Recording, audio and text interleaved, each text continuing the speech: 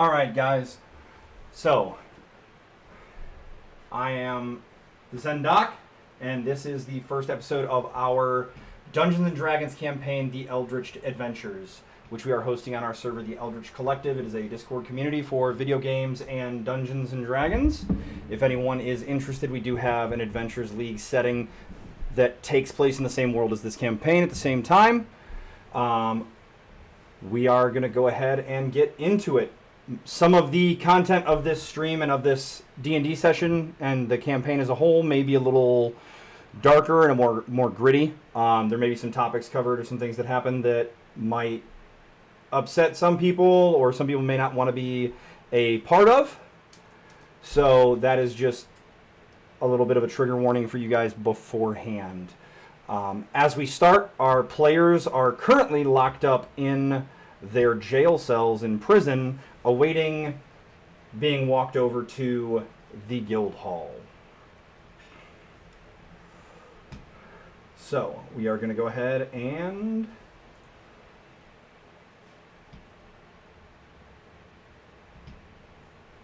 all right. So you guys are all sitting in your cells, very, very bored. Your ships came in at different times, and the cells kind of filled up and filled out. And what you see currently is what you see.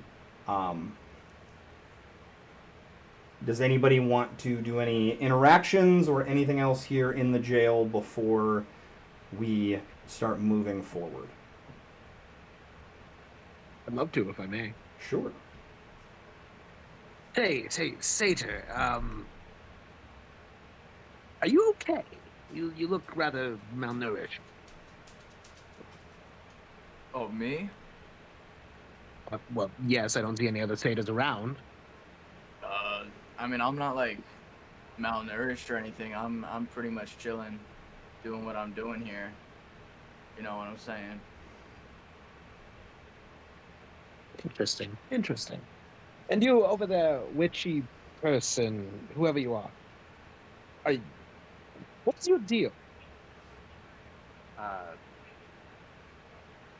Honestly, I'm waiting for them to tell me what my plea deal is.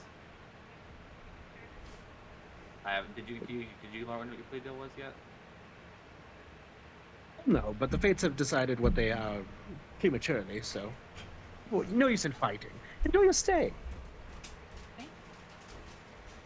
Shut up.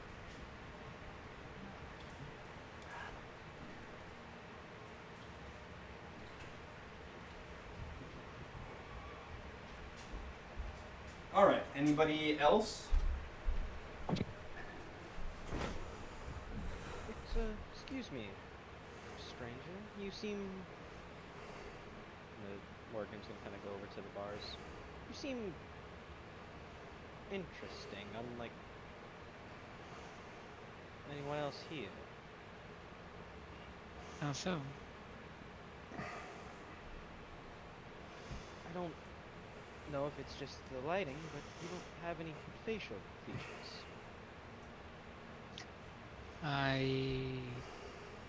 Well, I'm wearing a mask. I have my reasons for doing so. Peculiar. I'm just waiting for the time that I get to do my craft.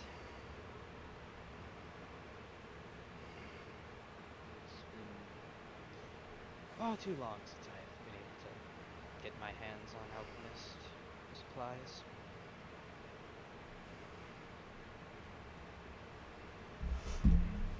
Okay. Anything else that any of you would like to do?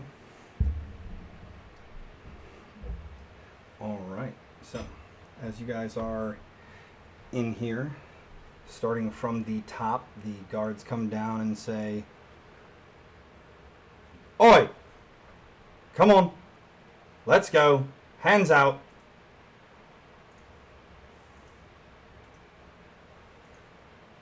Oh, no, that is the door. Yep.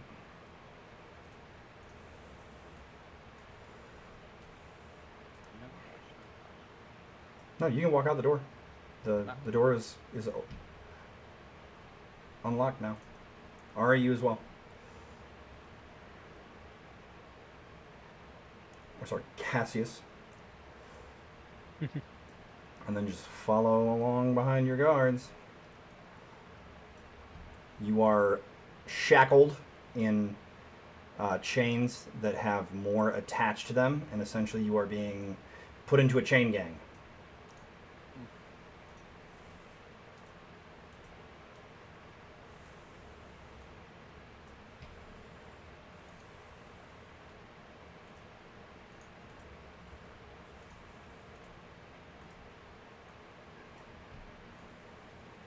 Oh yeah. Where are you going? Get in line. Oh, oh, my fault.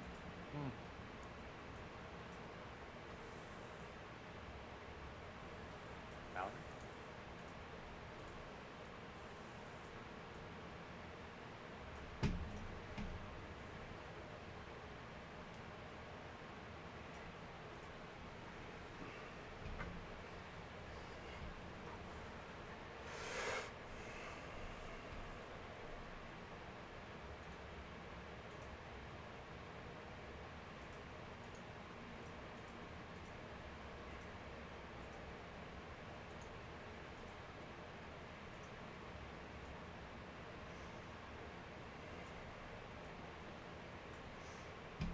All right, so as you guys are led single file down into the central area, the captain of the guard kind of hooks the two little chain gang lines together, and you guys are essentially brought now into a double file line.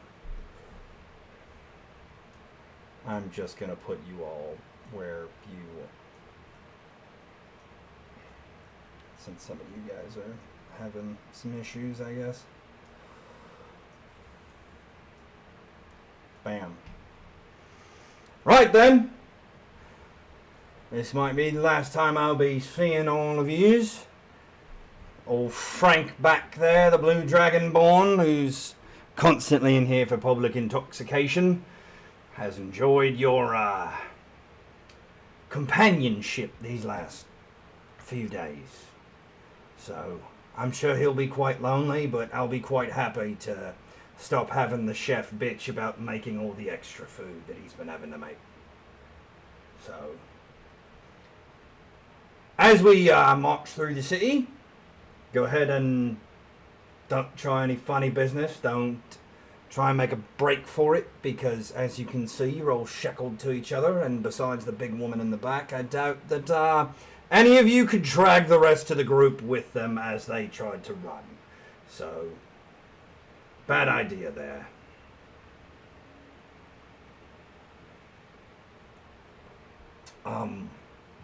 And no talking to, looking at, or touching of the civilians while we are on our way.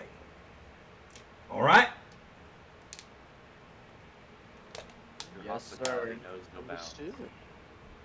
Fine. I've gone this long without human touch. I suppose I can ask a little longer. So I am going to show the general city map to the rest of for the stream. However, because it's a bigger map and there's a lot of assets, I'm going to not put your guys' view as that one. And as you guys are walked across the city, it takes about 45 minutes to walk across the port area to the outskirts of town where the guild hall is at.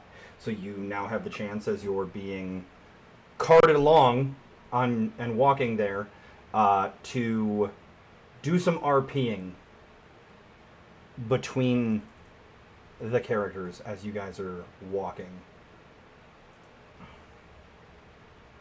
If anybody has anything interesting they'd like to say, any questions for their fellow prisoners. Oh, Sata, other witchy lady. I know the big one. Hello. It's been a minute. How did you enjoy your stay at Chateau Crap House? Are you waving at her as you do this and trying to walk? Yes. Okay, go ahead and Absolutely. make me a dexterity saving throw. Okay. And the rest of you, as he's talking to you, can respond if you'd like. That'll be a 4, Doc. Okay, so yeah, you trip and fall flat on your face. And I will need the other two who are connected to you. Well, actually, you're in the back of your line, correct? Yeah. Yeah. Okay, Uzi, I'm gonna need you to also make a dexterity save. Oh my god. Okay. Here we go. I'm good at these. 18. Train? Okay, so you are able to stay up, and you're kind of like holding the chains to where they kind of like keep Zeroval held up off the ground a little bit. You good, dude? Kind of took a tumble. It's these unfortunate cups. They're so garish. They didn't give us anything more fancy. We're in a fucking prison, dude. It doesn't mean it's. This is a crime against fashion. Honestly, they should be in cuffs too. Must you make this slog across the city any more miserable than it already is? Right. You're not darling. even cuffed. Do you have the doll, like, just with you? It is. Doll It is, is hanging on, like it is. It is also held by its a separate magical shackle around like its doll throat, and is shackled to Tanya's belt. So the doll is just kind of hanging there off the belt on another there. on And you're another just- manacle. And you're just, like, talking to it? Yeah. It just talks. Oh. Yes. that's- And then you he'll pop her head up and like dangling and then give you the doll head. Huh. Similar creation to me. Unless you're also attempting to take control of the one of the other people in your line, I think it might be slightly different. Oh. His mom I'm- thinks it's I was once a person that spirit was bound to a plushie. That's actually not that far off. I don't think. I think that's pretty close. Honestly, you can have her if you want. Oh. okay. I would I- like to shake your hand, but she gestures to the one and then Okay. Any of our other characters, upon seeing all this gooberishness that's going on, decide they want to say or do anything else?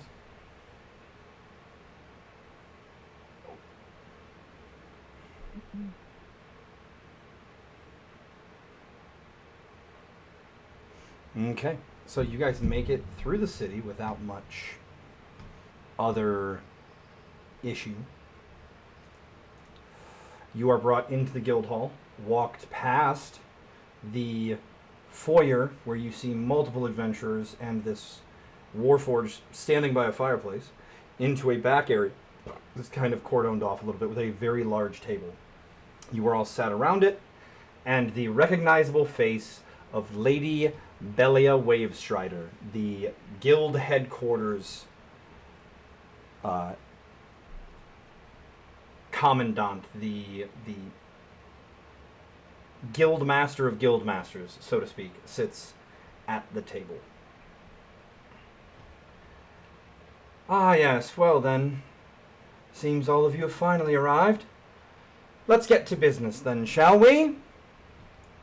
Tanya and Lilith. She opens a folder. Mass murder, matricide, conducting oneself in an unlawful manner, forging a covenant with the demon, and maleficum, the practice of forbidden blood magic and witchcraft. And she throws the folder that she's got in front of you, Tanya. Go ahead and Nice describe your character for us. Tanya Ironspire is a slightly taller than average human witch with incredibly bushy, thick, curly red hair, and is quite possibly the youngest individual here. Having rotted in a cell for 2 years, waiting to come of age so that she could be legally executed, and is I don't want to say the thinnest person, but probably up there in terms of like needing to eat a sandwich. I think that's pretty much everything about her physicality. Okay. She's just wearing the same ratty prison clothes that she's been in for like 2 years now. Is there any other information that you would like to give your party, or is there any information that you would like to give the audience? I mean, she would just respond to Lady Belia Wavestrider. For the record, my mother died as a result of things that were completely unrelated to me. Well, it's not my job to do the investigation and determine what charges are levied against you, nor is it my job to judge and inflict punishment and find you guilty or not guilty of said crimes. I just read the dossier of what your nation has charged you with. However, you've obviously done, said, or been unique enough that I chose to bring you here and accept responsibility for you, so I'm not seeing exactly the point in arguing semantics about what your file says. I just think there's plenty of things that, can be talked about in this manner that can be true. Well, moving on It then. doesn't change the facts. Ziraval and she does little, finger quotes, fortunate, treason, regicide, high treason, grand theft, larceny, fraud, conspiring against the crown, and exploitation of vulnerable individuals. And she tosses your folder in front of you, Ziravel. Go ahead and describe your character for us. Ziravel is a dark-skinned elf, about 6'1", with long hair tied into a pony going down his back. Constant, 5 o'clock shadow with his with matching his dark hair. He's most commonly seen wearing puffier harem pants and a white flowy shirt with lots of different colorful scarves adorning him. A lot of space to go through and hide stuff in, basically. On his long ears, he is wearing Hanafuda earrings depicting a moon with clouds flowing from the moon with a river. For the most part, he'll just kind of say, don't forget the other crimes, whisking ladies off their feet and, the helping out the fortunate despite them not liking it, I suppose. We're all slaves to our fates. Well then, And might I say, how are you doing today, boss? You look lovely. moving on then. Cassius,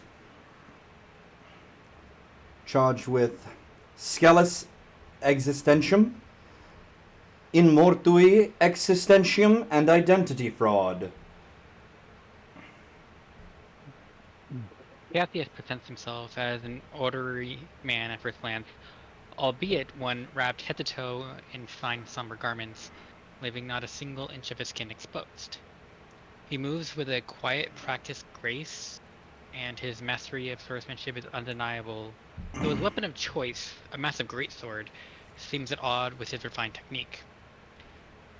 He's a man of few words and speaks only when necessary, his voice carrying purpose rather than idle chatter. Mind you, for all of the party involved, you would have noticed that 2 of the guards from the prison did carry a rather large wooden box that had been sitting outside of Cassius's cell at the back of the group following along with you guys, and it currently sits on the ground behind Cassius.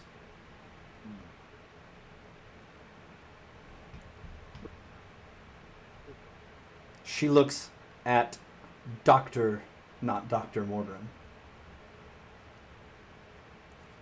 and over at Ingrid, and for the 2 of you says, mass murder, terrorism, high treason, production and sale of weapons of mass destruction, malicious destruction of property, conspiracy, willful negligence. She looks at Rem and says, patricide, and then she looks at Dr. Morgrim and says, and another case of Scelus Existentium, and tosses both of your folders in front of you. Red, go ahead and introduce Dr. Morgrim. Dr. Morgrim appears to be a small red panda plushie that you would, give a child. However, it's the limbs stitched together hazily and now with sentience. The plushie is inside of a black and red accented coat, along with a hat that is stitched on top, with the ears itself being stitched onto the hat. Okay. And Ingrid.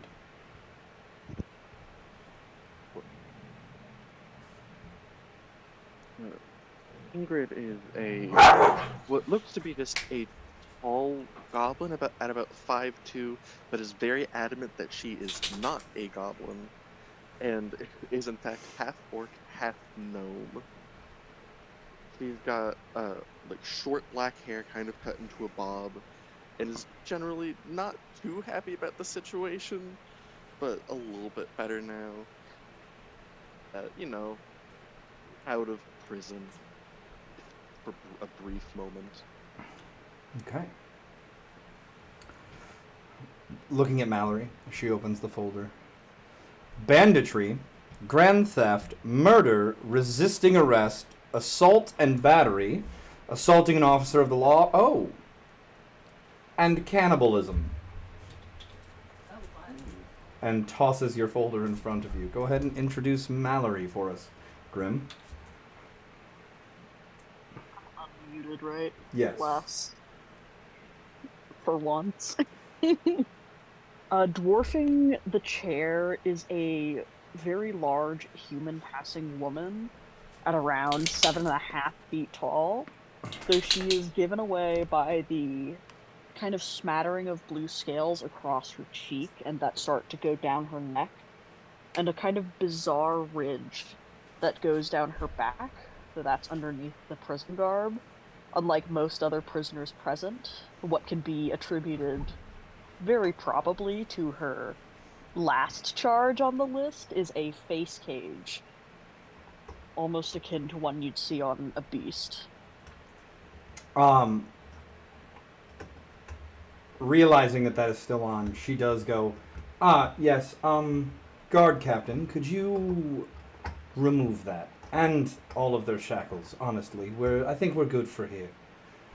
And he goes around and starts with Mallory taking the face cage off, so that way she's not super uncomfortable.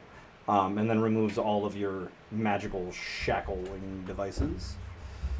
Oh yeah. And then she looks to Puck.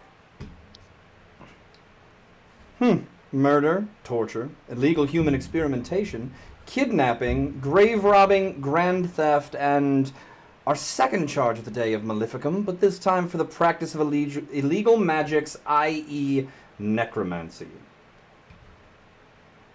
Go ahead and... half of that is legal in the Feywild, but, this plain stuff is stupid. Little Goat, I can promise you that in what I assume, based off of the way you look, is the Sealy Court, where you hail from, necromancy is quite frowned upon.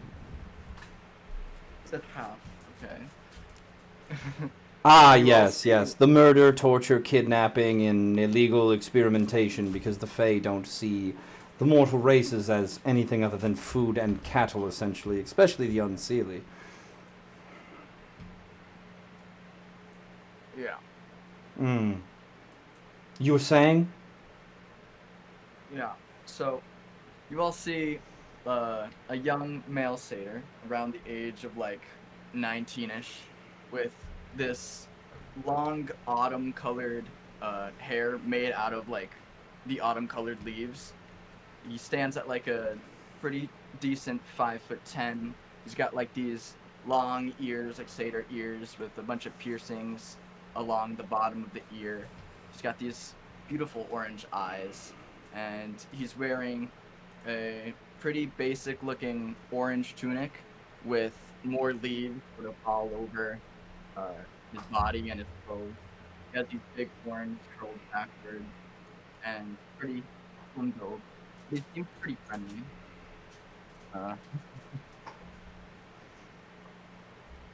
Okay. The crimes. So now that everyone has been described, introduced, and your list of crimes have been exposed for the rest of the party,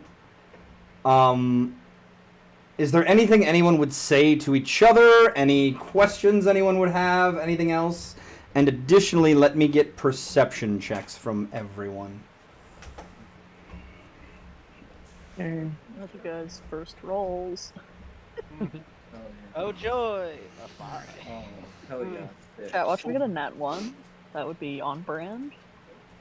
So, Not nothing. bad. And that's a 9 So, like, from the lowest. Cassius. Rolled the lowest. Uzi. Okay.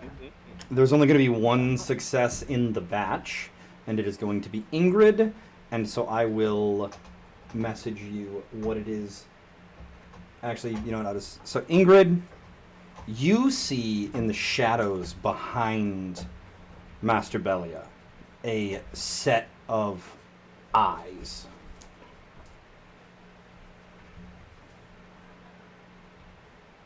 Set of eyes. Yes, you just see eyes Shadow. in the shadows behind her. And mind you, it's not very like shadowy in the room. It's fairly well lit. Like all you see is eyes. They're just kind of there. And it was like a brief moment where you noticed them, and then they disappeared again. Besides that, for any interactions with each other or around the table. Zerval's gonna look around the table and he's just gonna be like, "Well, aren't I in the company of monsters?" You get used to it. Cassius, it seems that you both committed one of the same crimes. Seems so. And you, the goblin person over there, what did you and this little creature do together? Now, I would just like to assert I am not a goblin. Nonetheless, what atrocity you created with The the little... southern debutante accent on a little half orc. Oh, that's only 5 foot. It is killing me. It's killing me. Okay, sorry. Go ahead.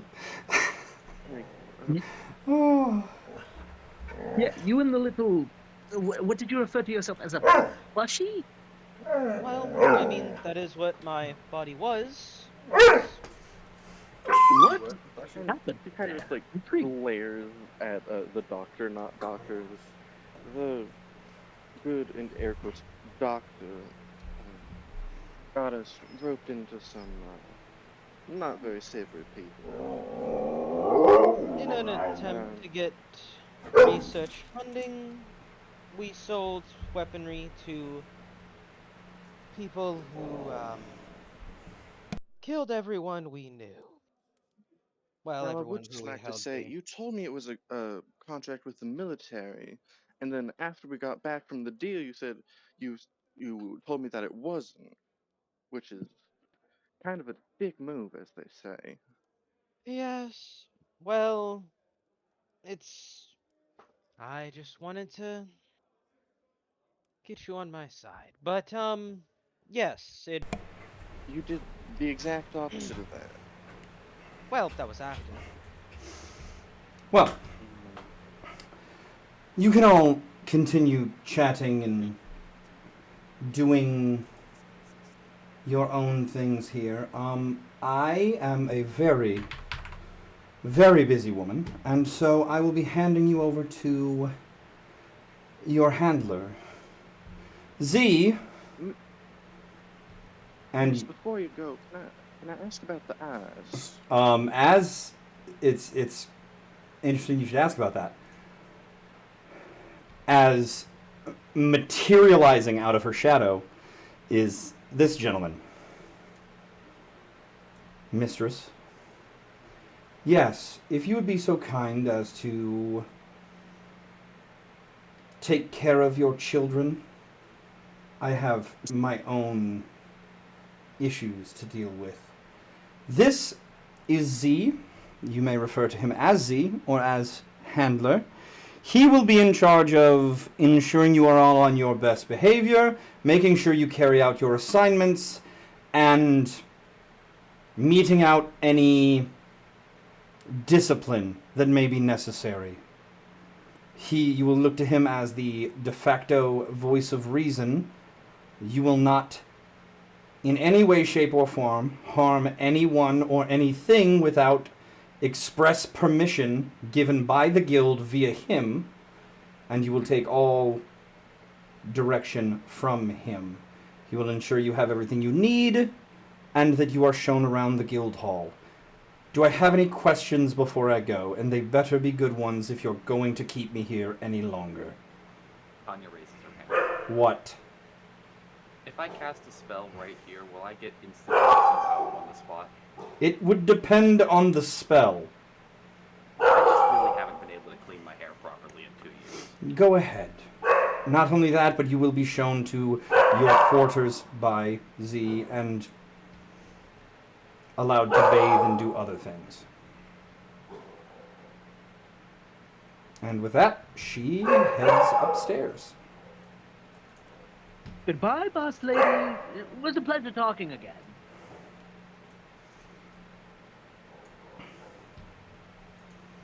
I'm gonna go ahead and can I show the picture? I'm trying to remember how to show a picture.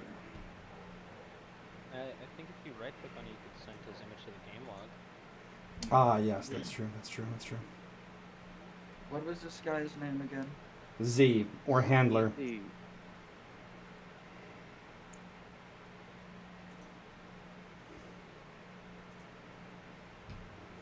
you don't seem to be very good at paying attention now, are you? Spelled just Z, like the letter. Yes, for our European brethren, Z. Uh-huh. Green people. There a what now? Now, if there are no other questions, you can all follow me upstairs. I'll show you to your quarters.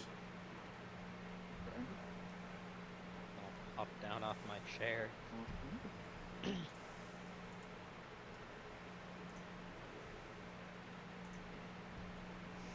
Alrighty. You all come upstairs, and he heads off this way.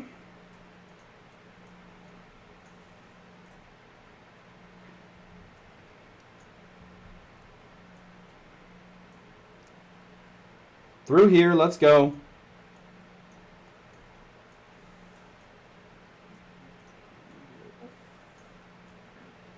Whoops. The map isn't loading. Rip. Oh wait, why am I out in the void? Why am I out in the pool? So, where are you going, Mallory? That's a great Where question. should I be? I'm out in the void. I actually got lost. He's standing in between these first two doors as you guys come in, and he goes, to your left, my right, are the latrines. To my left, your right, is the bath. This is your room. Let me see if I can find Rem while you guys maneuver down there. We all share the same room. How about you enter the room and find out? Where are you all going? We That's cannot not hold working. It's blacked out for us. As if it's a Yeah, this Yeah. is just. There's nothing here. That's There's no door. crazy. Like the ballerina. Your Honor. That's crazy. Is there a wall there? He just fucking went through nothing. He just. Oh, that's crazy. There is a wall there. Yeah, I'll I just got on the stream. other side of it. I'm gonna stream just so that way. Bam! There you go. Oh, Why were you guys struggling to go through the door? there was. Well, the door wasn't existing. Anyways, yes, so God said no. bath on the left, bathroom on the right. Your room is here on the left. I called the window seat.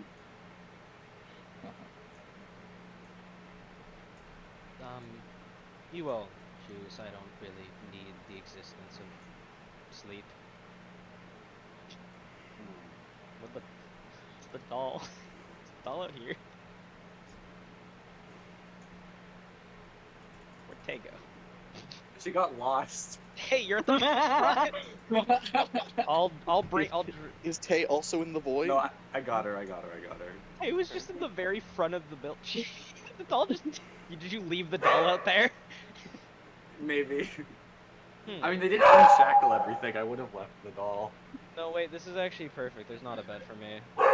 Is that I'll just. problematic? Our intelligence said that Miss Ingrid grew up with her plushie, and that we took that as the two of you would probably share accommodations, much as Miss Tanya and the ragdoll. Oh no! If I'm kept with her, Object she to will that. kill me.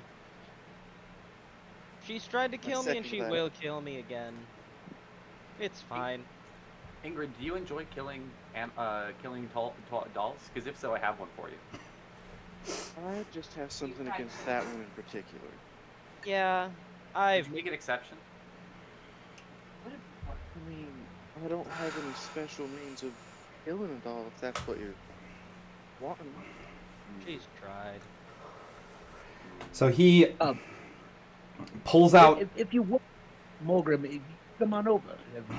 There's plenty of room. Sure. I'm just worried because she's right over there. Well, if you'd like, he walks over to a dresser, pulls out a drawer, grabs a extra pillow and blanket out of a cupboard somewhere, tosses the blanket in a drawer and the small pillow, and just points at it like it's a tiny bed. I think I'll just take a chair. But thank you. I do believe the facilities next door may be more to your interest anyways. However, he pulls out a vial of shining, clearly magical ink and a needle, walks up to you since you're the closest, and dips it in the ink and then touches it to the side of your neck. And you feel a prick and a short searing pain, and that is all. And then he walks around the room and does the same to each of you. Strange.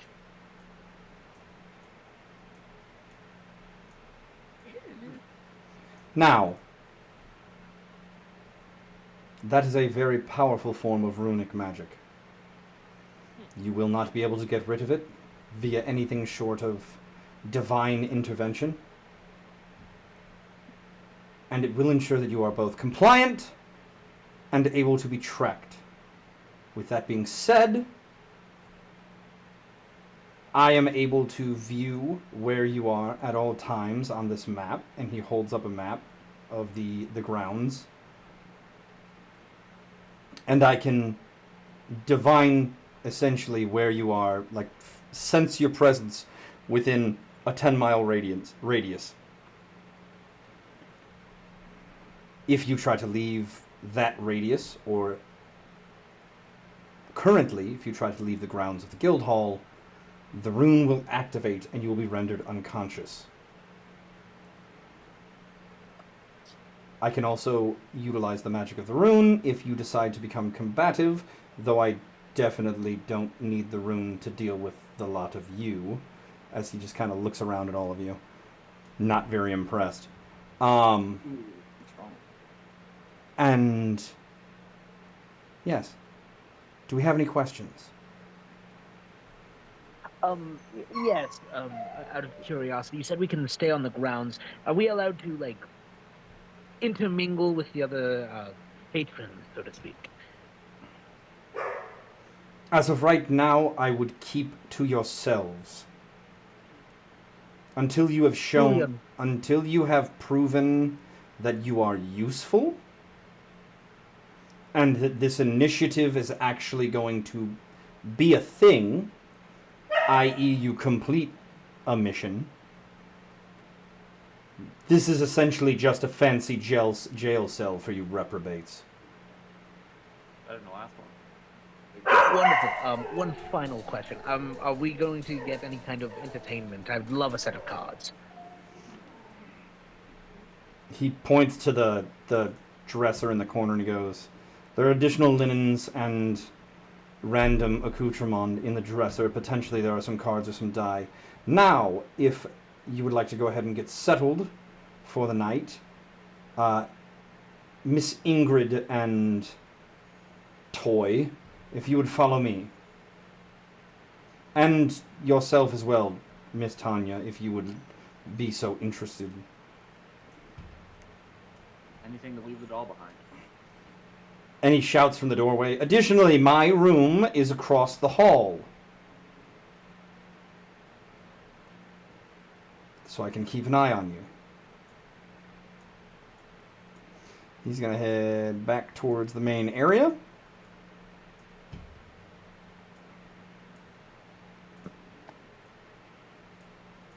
Yeah, Is the doll just kind of pitter pattering along the ground? Yeah.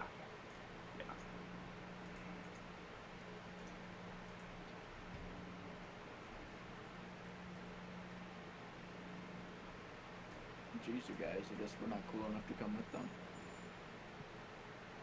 This is one of the sets of facilities that you are allowed to utilize for your crafting and experimentation or other purposes. All works done in here must be in regards to missions and must be approved by myself or the Guild Master. Just what I wanted. I see.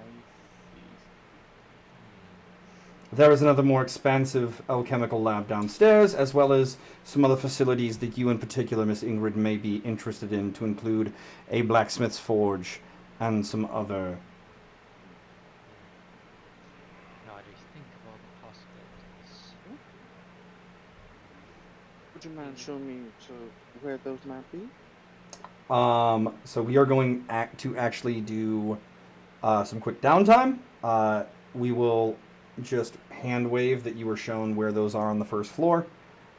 They are like off to the side, and you will all be told to go ahead and bed down for the night, and that you will do some further exploration and stuff of the guild hall tomorrow.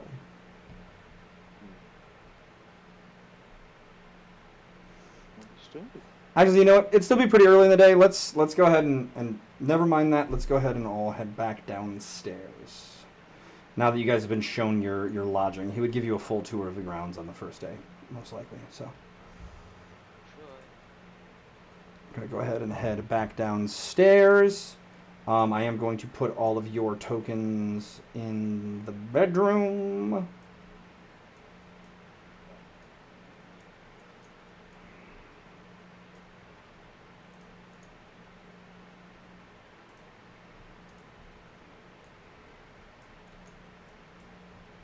guess in my drawer. There we go. And back to the first floor. I'm just imagining just Ingrid just fucking staring daggers at the plushie while it's just kind of sitting there. All right, now back on the first floor. He shows you guys over here, and he says, "This door here leads to the kitchen.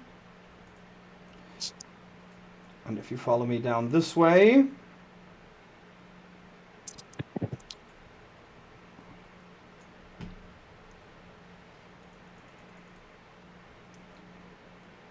we have some crafting stations for tinkering and woodworking, tailoring. We have another alchemical workshop and a blacksmith's forge. Through this door is our stables and essentially barnyard.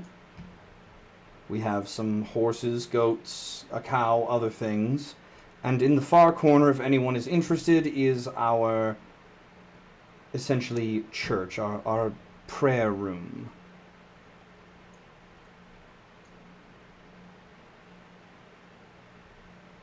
Excuse me. Are you going to be showing us more, or do we have a little bit of time? We have one more stop to make. Wonderful. I'll keep that in mind. Follow me. And he heads back to the main room, and this time to the stairs that are down at the southern end of the hall, taking you all to the basement. Ooh, this must be where they put the bodies.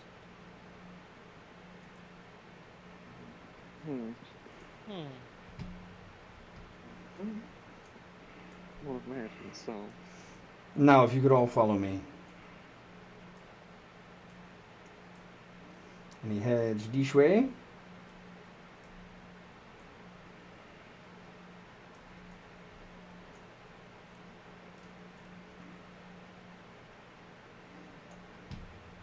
I would have thought she would have been around here somewhere. Grick! Are you down here, Grick? And you see this little goblin come, like, bustling out. Ah! Ah, yes, Miss Grick. If you would be so kind as to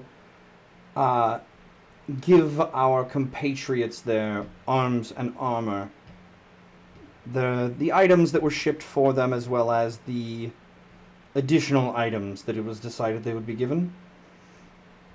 Yeah, I guess so. And she hustles down, just pushing through all of you over this other door that, as you look behind, has a bunch of fancy-looking arms and armor and other boxes and equipment, swords, shields, all kinds of stuff in here. And she comes and she pulls out the first one, and she puts the box on the table, and she goes, this one, the satyr. It's just a rather, like, nondescript black pine box. Inside are your items that had been deposited upon your rest, as well as a beautiful red velvet-lined cloak. Very good. Very cool. And that cloak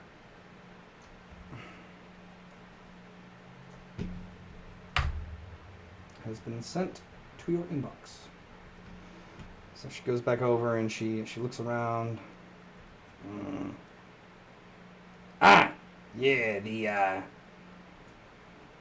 the weird elf. Oh yes, wonderful. Hello. What do you have for me? It's just this tiny, beautifully carved, velvet-lined box. And inside is your deck of tarot cards and a pair of rose quart glasses that give you a +2 to insight and perception checks when you are wearing them. She goes back and she just pulls a beautifully crafted sheath off the shelf and walks over and she goes, "Hey, the guy with the big cloak. Pretty sure you can open that box up now and you can just put it in this. It should be pretty interesting for you." And she hands him the massive, beautifully crafted sheath. It looks very, like, weirdly crafted, too. Like, it looks really... The opening and, like, the body of the sheath looks really thick comparatively to what you would think a greatsword would look like. It's very weird. I'll definitely take care to do this. I appreciate it. Thank you. She walks over and grabs a sack and reaches in, and Dr. Morgrim would recognize this as his herb satchel. But she reaches in and pulls out a hat that was also shoved in there with all of the dirt. And you see this little plague doctor mask. Yeah, they said you might find this useful. And she hands you the mask. Well, put on the mask, and then when I'm given my herbs, he's gonna sort of unzip his, like, jacket, and there's just a giant hole where his chest is, and just gonna kind of put it in there, and, like, he has, like, a little tray there for it as he zips it back up. And she heads back over, and she comes back with a very well crafted iron box and a neatly folded cloak with a bunch of weird patches on it on top. She goes, "Hey, game recognized game, little goblin girl." Okay, I'm not a goblin, but thank you. And you, as you take the cloak off the top, you see that it is a cloak of useful items. And inside of the metal box is your revolvers and any other accoutrement you would have had. So along with these specific items we're talking about, your general starting equipment minus the gold would also be in these. Well, I think that leaves these are yours. And she's just got kind of like a crate with a necklace and a witch's hat in it. Yes, thank you. Takes the hat, puts it on her head, and stuffs the necklace into a pocket. The hat you are unfamiliar with, by the way. That is something the guild has been gracious enough to provide for you. And it is referred to as the thwarting hat. Boy.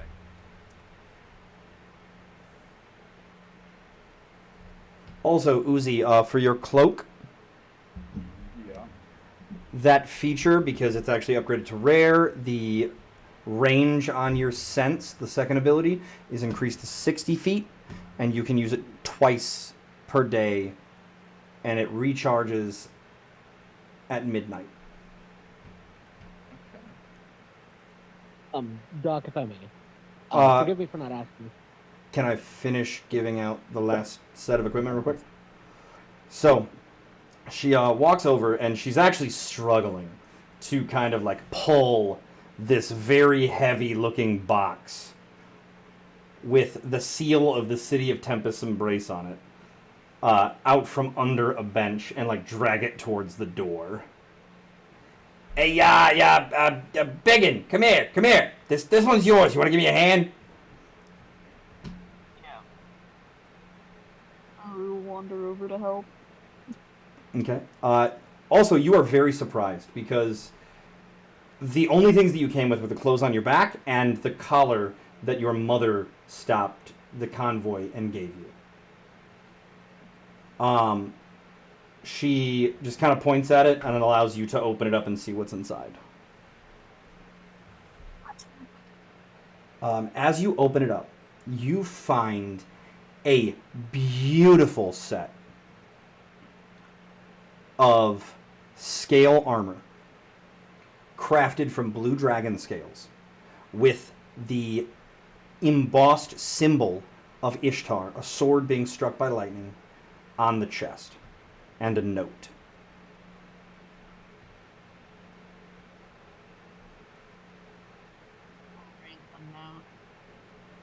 Don't make things worse, with your father's signature underneath.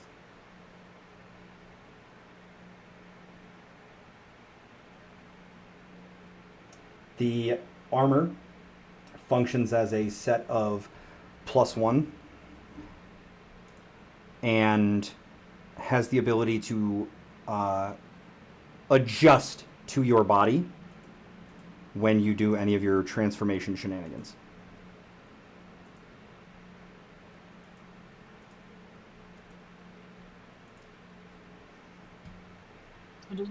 Does my warden feature also like eat it? Technically, no, but other features in the future may or may not. We shall see.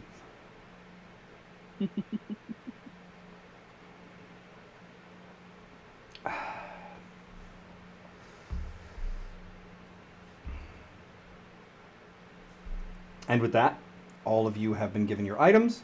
You had something, Zeroval? I just DM'd you about it. Okay.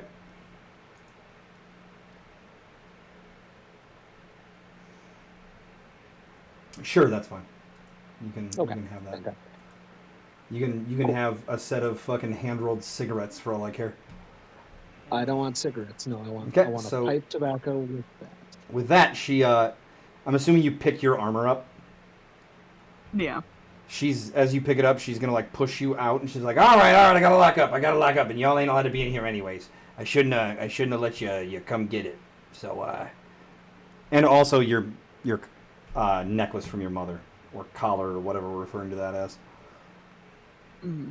Throat bangle, torque, I don't know. She goes ahead and locks up behind her and heads back to what she was doing. Now, as you are all properly equipped, you can follow me and I will show you the training area.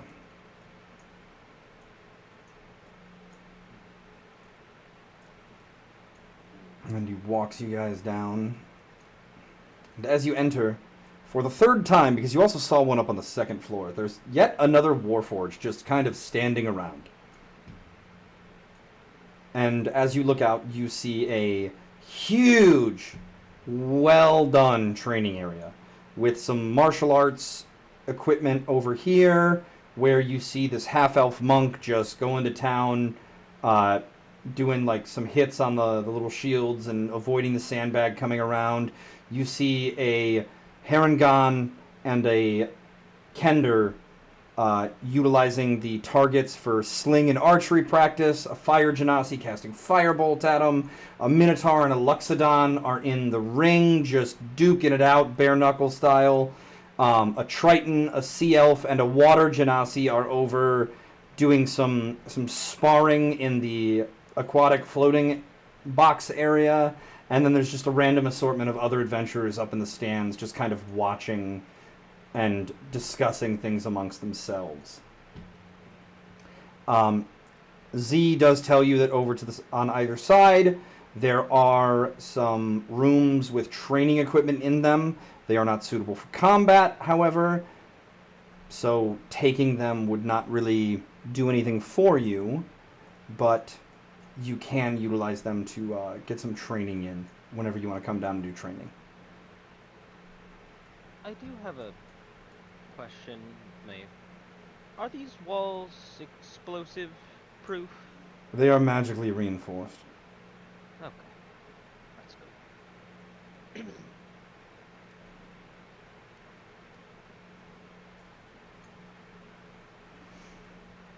Now, since the grand tour is over,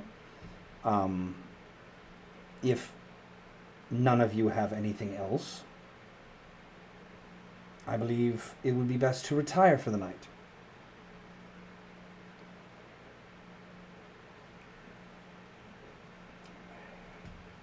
Now, I would just like to ask you, you had mentioned making anything in the alchemy area or the workshops. I'd have to ask before doing anything. How about like modifying my existing equipment? Would that be all right, or I still need to run that by you? Modifications to your equipment prior to mission are acceptable. Is there a good place for me to discard of my box once I've removed my weapon from it? If you had taken your weapon out of the box to put it in the sheath, the little goblin would have just like dragged the box over into that other room over there, which is also full of boxes. Because she's like, "Oh, box! Free box! Yeah, box! Love me a good fucking box." She is, by the way, essentially the quartermaster for the guild.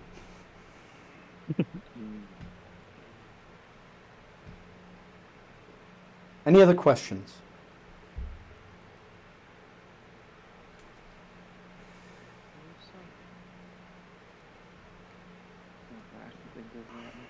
Well then,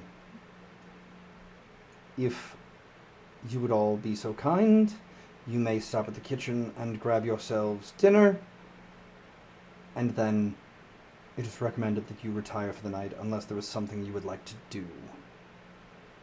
Oh, yes, if I may, I'd love to go and. You said that it was a chapel of sorts. So I'd love to go and get my evening prayer in. This is acceptable. I may just head to the lab as I don't need food. Is that alright?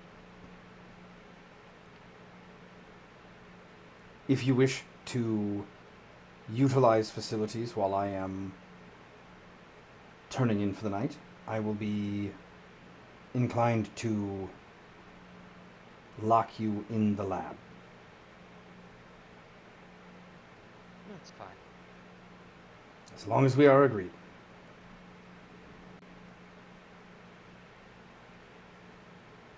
Right, to get started early in the morning. I cannot turn them up. They are just going to have to speak louder, I believe. Oh. Actually, I can turn you guys up in Discord.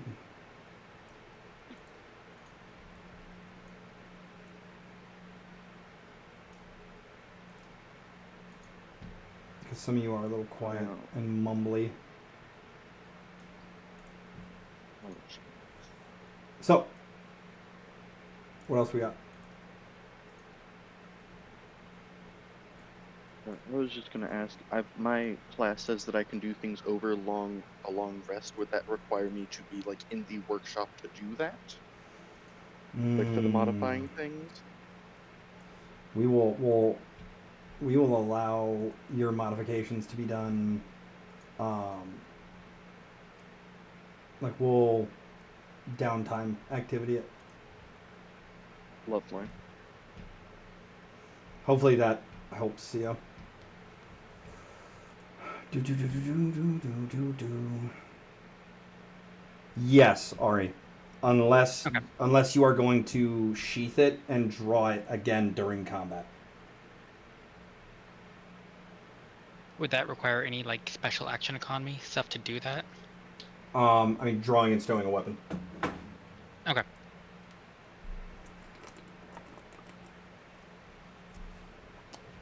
Anything else? Also, the other requested activities are also going to be downtime activities, since that would require like 1 or 2 people to be on a different floor from everyone else. So for the sake of map and the fact that that's literally all you're going to be doing, because you're going to be watched as you do them, so you're not going to have a whole lot of chance to get into other shenanigans, we will just waive them as downtime activity, and we will move on to being up in our rooms going into the next morning. Or Are we saying that some downtime happened, or that'll be yes, tomorrow? downtime happened the rest of the day, where you were able to go work in the forge area, and Zeroval was able to go into the chapel and get his prayers, and we are now going back to the second floor to where you guys will all be getting ready to turn in for the night, and the little plushy doctor man will be locked in the lab.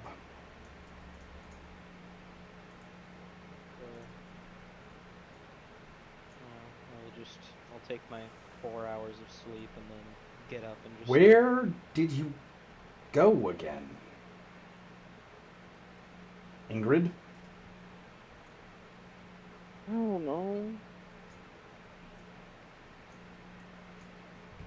I don't see anything. That's because you are...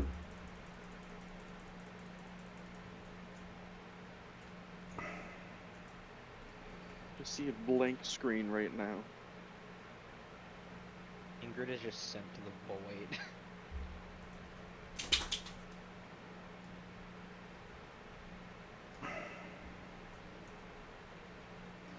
There you are. You weren't just like on the far reaches of the map. You were like at the furthest possible corner that I could zoom out to. Oh, that would be why I couldn't see anything. Yes. All right. So, between the 7 of you, technically, because of Lilith, that are bedding down, go ahead and any discussions that you guys want to have amongst yourself.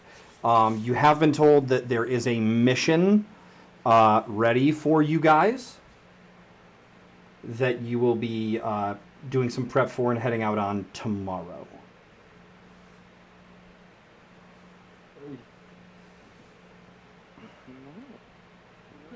Like downtime before that, or is just gonna be wake up, do the thing? It'll be wake up, mission discussion, and then you guys will be heading out. Do we have any knowledge of anything that the mission might involve? The So, brief will be in the morning. Okay. So you guys can... I need to go exchange dogs that are outside real quick. So you guys can go ahead and RP any, first night discussions between the group. So, do you want to talk about crimes? What's your favorite one? I I like was thinking playing with bodies. that. Okay, everyone else but I that hope you one. don't. I hope you don't mean the way that I think you do. Which way It do can you mean think? whatever.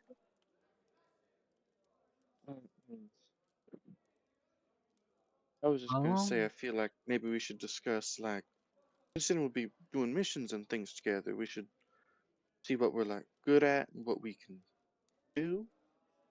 I mean, I certainly see why that guy was, incarcerated. That guy, as in Zerovel? No. As in me? Yes, As in as in Puck. Ah, yes, Puck. Puck the fuck. Yeah. That's What what is my he? parents called me. What Because the you were a puck? fuck up, or is it because No, of I what believe your you- parents called you things such as useless, worthless, waste of space. Why were we born with this talentless hack of a child? Something along those lines. So It's even well, funnier. I mean, This let me live challenge. Anyways, if we wanted to talk about, skills and whatnot, I've been told that I'm handy at numerous things, but mostly I'm a diviner by nature, healer by trade. Unfortunately, I have to buff somebody in order for me to go places in life, but that's my nature.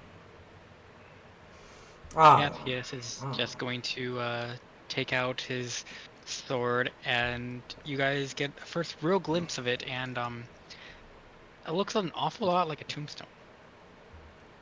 Ooh, I like those.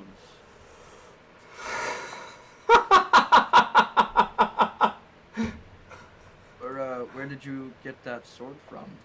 It's a very cool looking sword. I like that sword. I just seemed to come across it one day. It seemed bonded to me, in a way. But then when I come across tombstones and I dig up the bodies, somehow I'm in the wrong and I can't do anything and I'm incarcerated and everybody hates me. But whatever. You could take people's tombstones. I don't even care. I'm not jealous. I don't want your tombstone sword. It's those ridiculous. sound very different to me. It's like the same thing. Anywho, hey big lady, what did you eat? What kind of person did you eat? I could not tell you, to be honest. I know it was numerous. Ooh. Oh, that feels concerning. Do you prefer the people dead or alive? I think are they were are dead you when I. are you asking if she likes her meat fresh off the bone, or if she prefers a corpse? Yeah. Like, do I you don't like know having if like? they were alive or dead.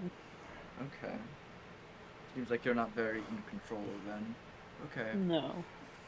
I see. Very good to know. I will not be taking advantage of it or anything. Okay. And what of everybody? You know what? There's these two very strange witch people here. What is your deal? Why do we have like two little stuffed animals here? This stuffed animal keeps trying to take over my body. Oh. So really, if anyone has a better way of dealing with it than just hoping it doesn't strike, I'd appreciate that. I still don't see what the problem is. That is what it is. You gotta stop finding people who agree with you. This is the first one. We haven't had many interactions with other people the last 2 years. This entire group of people already seems to be very predisposed towards you. Steve, maybe No, that's a I- reflection of your character. Maybe you think about that. Maybe they just don't know you well enough. No, I do think it would be good to not be taken over by a doll. I do it significantly So- less than I do. Is there a possibility that Tay could move a little bit closer to the mic when they talk? Like, Is this better?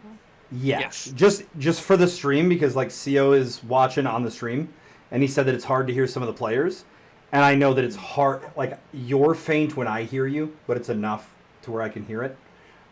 Just so that way other people that are watching and stuff can hear what you're saying and not be super confused about our shared body witch player. I honestly have no idea how you could find it confusing. It's perfectly simple. Yeah, because all they hear is you just talking to yourself, Gwen. So, I mean, it's on brand. is Pretty there accurate. is there anything else? Any other further discussions you guys would like to have? Honestly, I have no idea what I'll be able to do when we get into it. I'm 2 years out of practice at this point. We'll see. I haven't been able to do magic since I came to this plane. Immediately got arrested thanks to this one.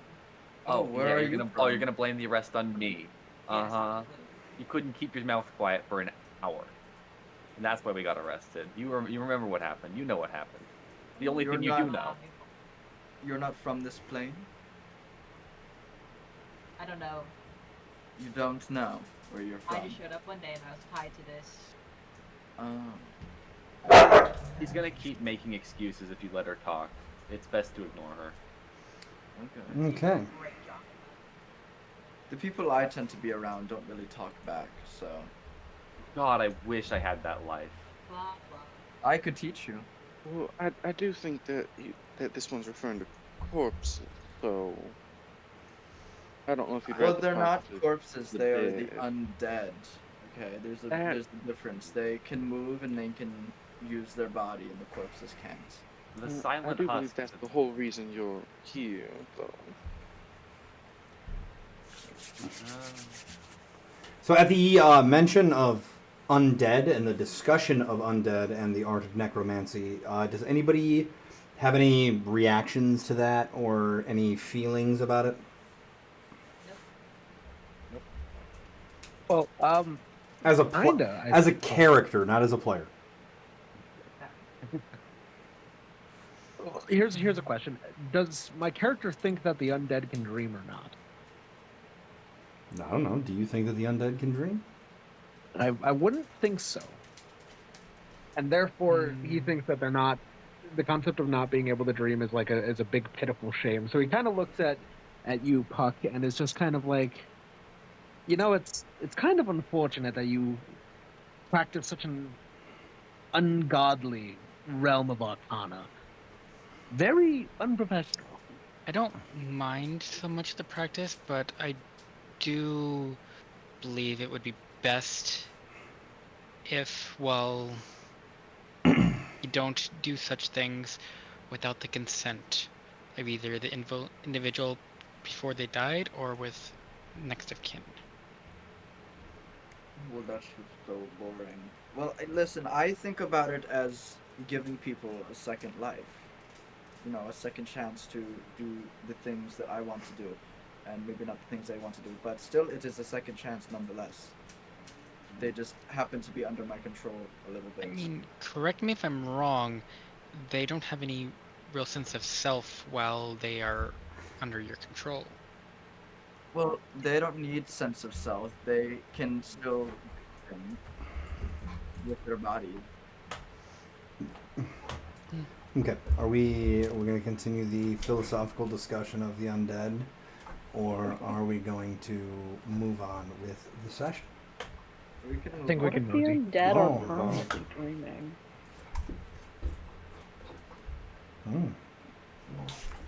What was Alright. that, Brim?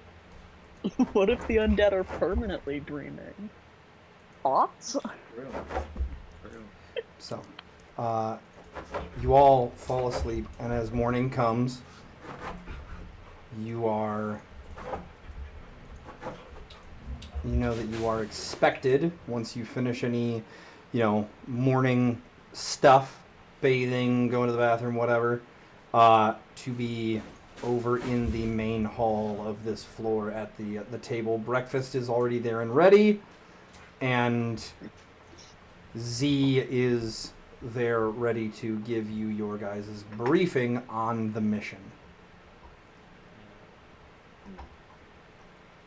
Are there different organizations of meals, or is it just each of us has our own individual, or is it a buffet style? No, there's just plates with the food. Wonderful. Is there raw meat? Raw, no. Cooked, yes. Fuck. I guess while everyone else is doing their routine, Doc, would I be able to make a concoction that is similar to like fabric softener? Sure. Fabric softener and some laundry detergent. Yeah. When Z comes and opens is that what you worked on last night? And when Z comes and opens the door, you're just in a pot in the middle of the room, just spinning yourself in circles, trying to clean yourself. Those were made, and also a couple of like healing potions. Just Yeah, he opens the door and he just sees, he unlocks it and he opens it and he looks and he just sees you in a tub in the middle of the room, just spinning. Just do. I don't know if you can see it doing it right now. Just the The rotation that I'm making your character do. Yeah, you're just spinning. Yeah. Hello, sir. Breakfast is being served and we're ready to discuss the mission. And he just walks away. Yeah. I'll just get ready, grab the... Would I be able to make... I'll just make... let's see.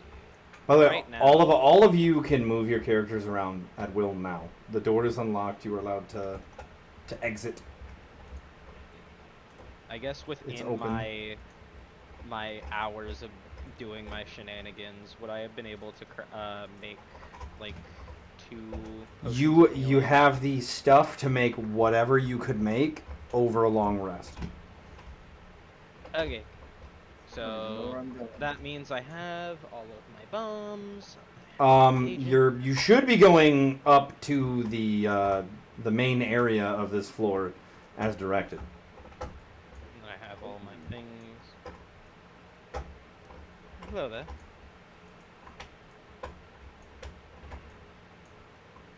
Good morning, handler. How are you doing? How'd you sleep? Who's the doll gonna be like sitting with and hanging out with? Yeah, are you staying with Tanya, or have you decided that you want to sit or like hang out with or like be near a different friend? No, I'm with Tanya. Okay. I'm just gonna. Oh wait, do you want us to roll the D100? Yes, that is also, you do need to roll your D100 Oh, God. because of a long rest. Mallory, I- that area that you are currently in has very clear signage that is the living quarters and office of Master Belia. I lost my vision after moving in there. Oh. Girl is looking for Wait the a kitchen. minute. No, Doc, why does the that kitchen news? the kitchen is downstairs. To the downstairs. No, your guys' food is provided. It's here on the table.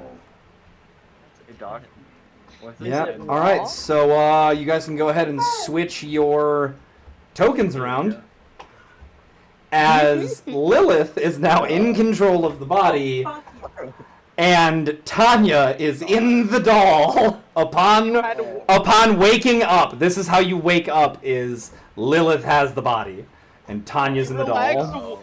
You relax for one day. Yeah, you get one good night's sleep in a comfy mattress, and Lilith just snatches your body. I told you I could do it more often if I wanted. This is not the time, and you know it. Doc, I lost my vision. What exactly did How? I say? Where are you? I moved in. I don't know what happened. I moved to the main area and then I couldn't see anything anymore. That's really funny. I'm just gonna sit on the opposite side of Ingrid. I'm just gonna sit away from. No particular reason.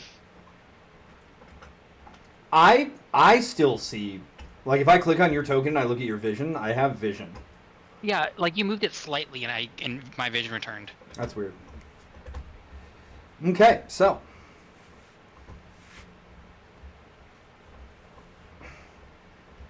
Z looks around at all of you being like gathered up and come to the table, and he sees Mallory just standing in the corner, dejected, and he's like, "Is there something wrong, Miss Grayson?"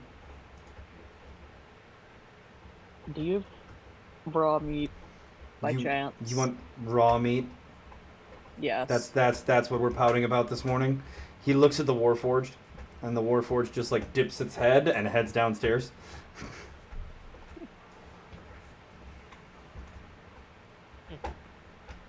What is your fascination with raw meat, if I may ask? It comes back with some, just essentially just like a big thing of ground beef, and just plops it in front of you. Yippee.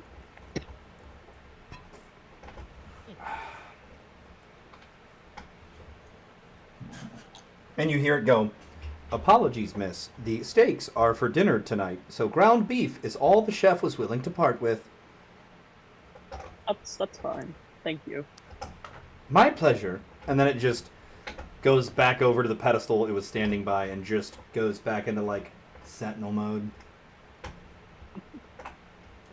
Yeah, but in response to what the fuck is your name again? Zerval? Durable, yeah. Zerval. She will just kind of like bare her teeth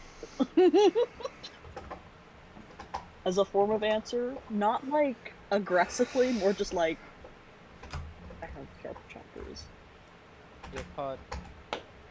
What's dragon? Half that, Rem. Half of that? Yep. I suppose that's an answer, if there was any.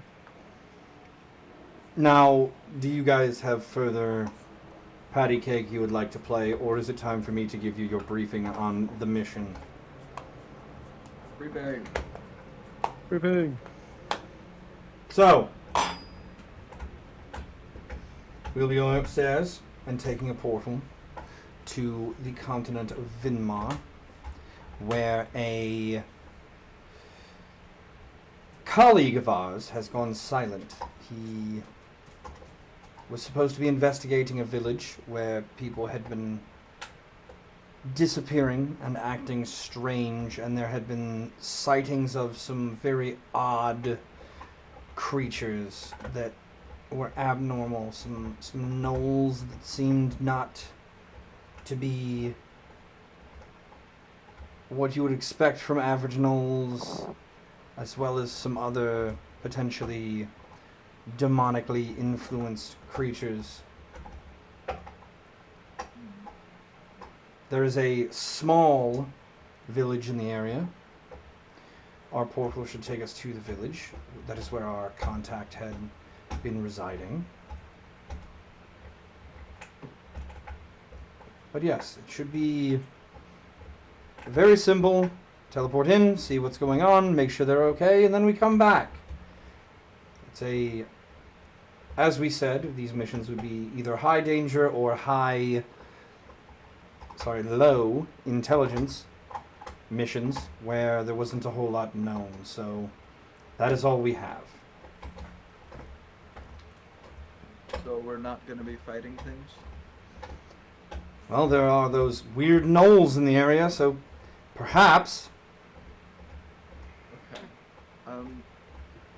Where is it that you keep your dead bodies? I may need some for the mission. We can try and find one on mission, I suppose.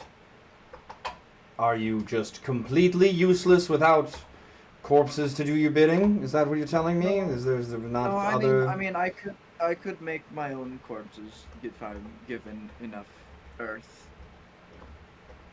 I'm But sure that we can figure something out as we go. As I said, there's a village. I'm sure the village has a graveyard, and I'm sure that we can maybe find a dead animal along the way. I don't know. okay. That works. Any other questions?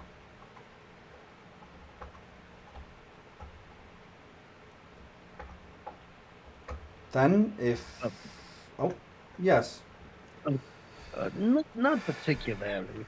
I would only ask that when we go through the portal and whatnot, that we take a brief respite of, give us, say, 10 minutes, just so I can, portend to the divine, if so to speak. Make sure that we're not going into something head fast. Why would you not just do it now? Oh, I can if we have 10 minutes. I just don't want to waste resources I don't need to. I believe Miss Grayson could use a moment to finish her beef. So, as What? everyone else finishes breakfast, you can take the time to do your divination. Wonderful. So with that, Zeraval is just going to kind of go and sit on like whatever table is nearby, and he's going to ritual cast augury.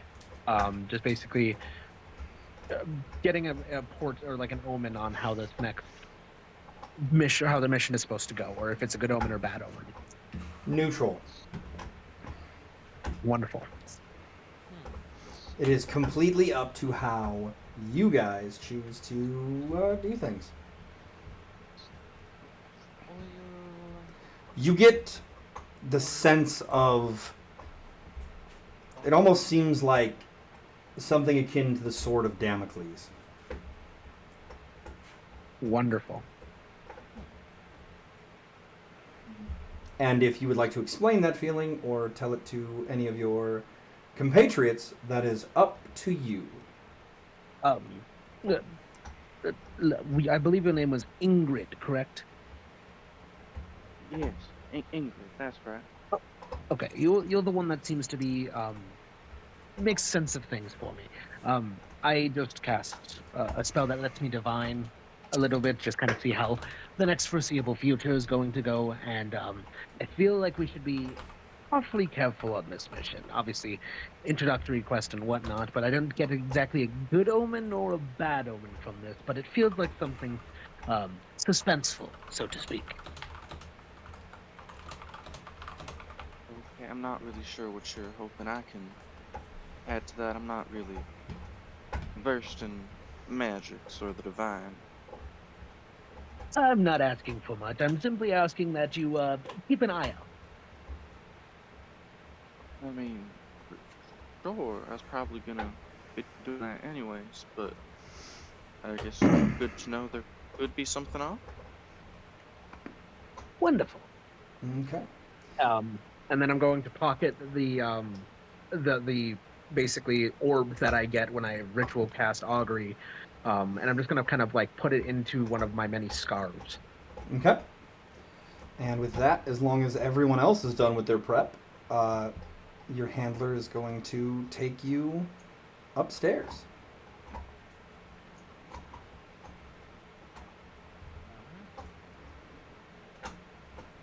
Doc, did you want me to roll my my Arcana? Sure. Because it's outside of. We just finished the long rest, so I'll go through and I'll roll the 3. So, he takes you guys upstairs, and you see that up in this top floor of the guild hall, there is this massive chamber in the center with just some space around it with boxes and other things, and he walks into the chamber, and you see another Warforged inside. And around you, you just see doors upon doors upon doors. Just a room full of doors of all different shapes and sizes. Kind of like the wall in Monsters, Inc. with all the different doors.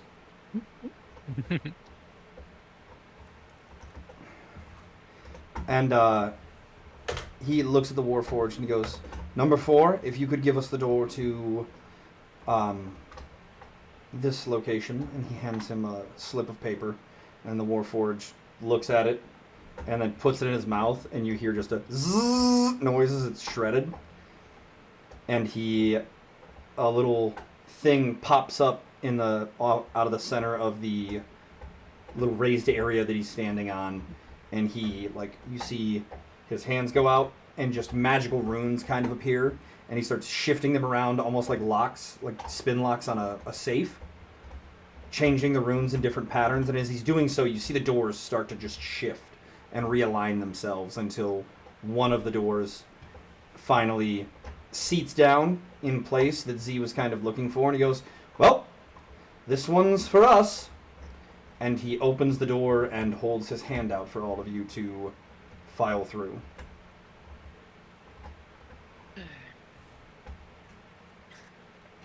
To adventure. We suppose we're going to be inside immediate danger, or... Come on, which?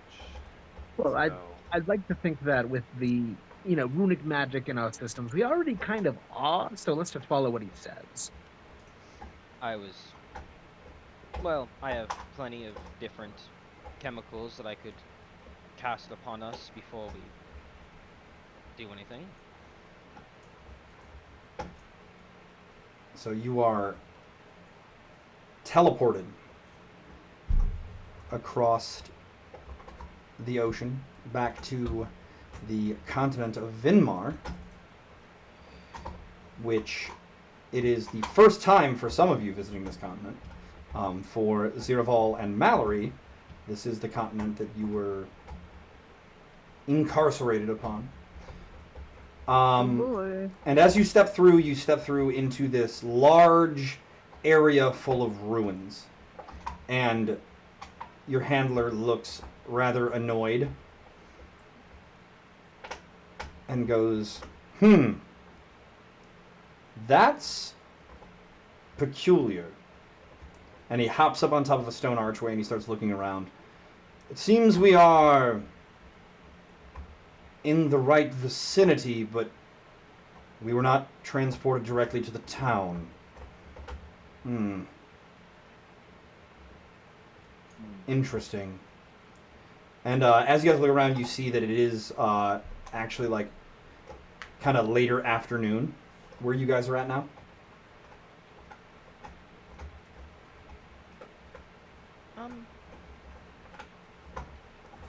If Doc, my, if I may.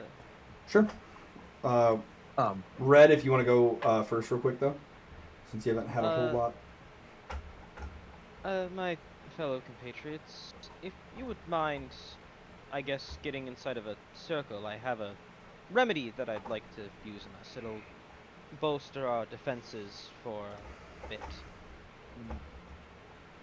He's gonna sort of pull out this little, like, circular bomb, and then he's gonna pour in this, like, gel.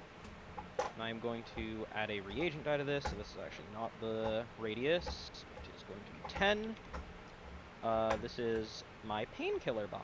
So everyone within this radius is going to get, I believe it's a D10 plus 3 worth of temporary hit points. Reroll. You're just gonna roll it for everyone. So that's 12 temporary hit points for everyone. Oh yeah. Grudges addable. As Dr. Morgrim sort of throws up this canister as it explodes into the air. This sort of like mist comes down and it puts almost this like transparent coating. Okay. Ingrid kind of flinches as you put chemicals into a bomb and toss it up, and it explodes. Fair enough. Yeah. Ziravel?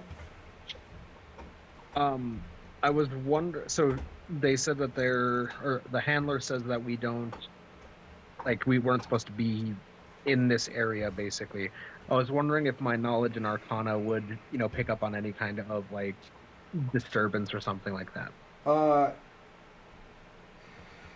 Based off of your upbringing, I will allow you to do a Arcana check to see if you can tell reasons why the teleportation would have went askew.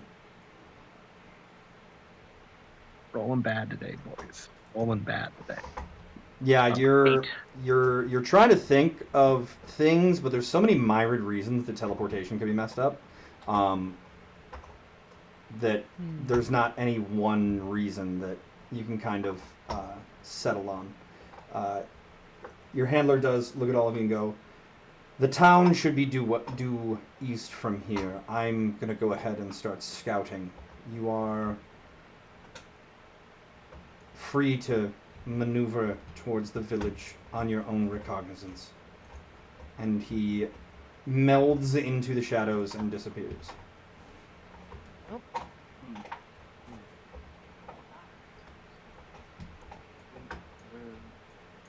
Okay, then. Yes. Does it seem like there's anything of note around here, or this is just ruins? It's just ruins. You can go ahead and give me a investigation check if you'd like. Yeah, I'll do a little looking around.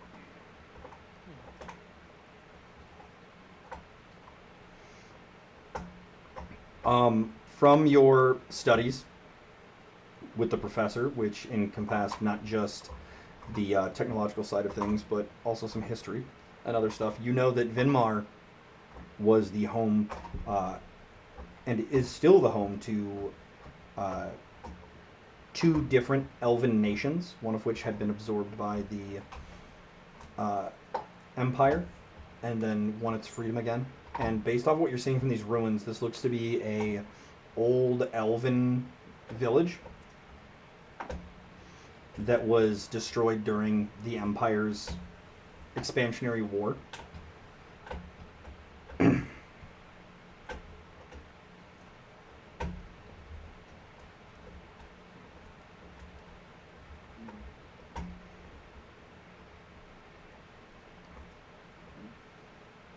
While people are doing things, I'm going to find a nice open area and I'm going to cast Exhume. Okay. Where are we right now? We're in a what? A village thing? Yeah, a destroyed village. Would this count as like a graveyard, being a destroyed place where people probably died a lot? So you can attempt your spell to see if maybe there are some bodies left over from when the war happened. However, it has been several hundred years since that initial expansion of the Vinthram Empire, and so... Okay. Well, What's- I will attempt it anyway. What's the radius that it attempts to exhume in? Choose an unoccupied 20-foot square within range. Note the area must have solid earth beneath it. Okay. You don't sense any bones in the area that you cast in. Oh. It just says that it causes a pile of bones to rise out of the ground. It doesn't say there has to have been bones in the ground. Then why did you ask if this looked like a graveyard? Because if you cast the spell within a burial place, such as a graveyard, mausoleum, or barrow, 1d4 piles of bones are exhumed instead of 1. Okay. Well, you are able to get, let's say, one pile of animal bones. Fantastic. Okay. That is so strange. Alright, I guess I have a pile of That's animal your bones. path out, by the way. Is Yeah. over here. Just doing a little bit of scouting.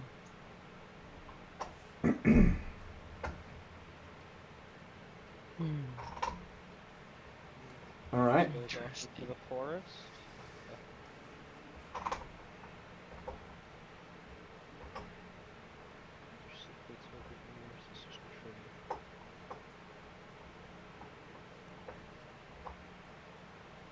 I put the bones in my bag, by the way.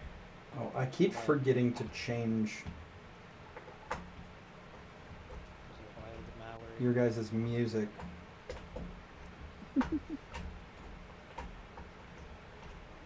Okay. So you guys spend some time wandering around these ruins. You let your resident necromancer find his pile of bones to summon some beast of ill repute. And the sun starts getting a little bit lower, and it would probably be beneficial to head towards the village at this time. This door over here, is this just... It's just a wall. Okay. Oh. Yeah, Yep. now looking at it more faintly, it's not. So I've had Okay. 10 minutes to make the body into a skeleton. Yeah, Okay, awesome. it would have been like a bone beast if that's one of the ones that you can do already. I'm not a high enough. Ah. I don't have a high enough CR ability to do that. Okay. Yeah. So.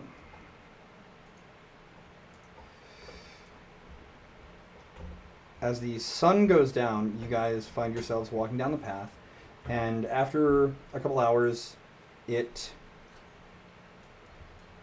Can you please stop bouncing everywhere? Damn. It kind of narrows into this between two hills, these rocky hills. There's this. The path kind of goes forward in this little ravine. And up ahead, you see some dogs. Dogs. Some dog-like creatures. Dogs. Go ahead and give me a perception check. What are the canine doing? I got a 12. Let's Okay. go, baby. 25. What'd that dog do? So everybody except for Lilith and Ziraval and Puck. So Lilith, Ziraval, and Puck, the three of you just kind of like see the dogs. Well, forgive me. I rolled a 26 for perception. Oh, that was the Arcana check. My bad. So yes, everybody except for Puck and Lilith.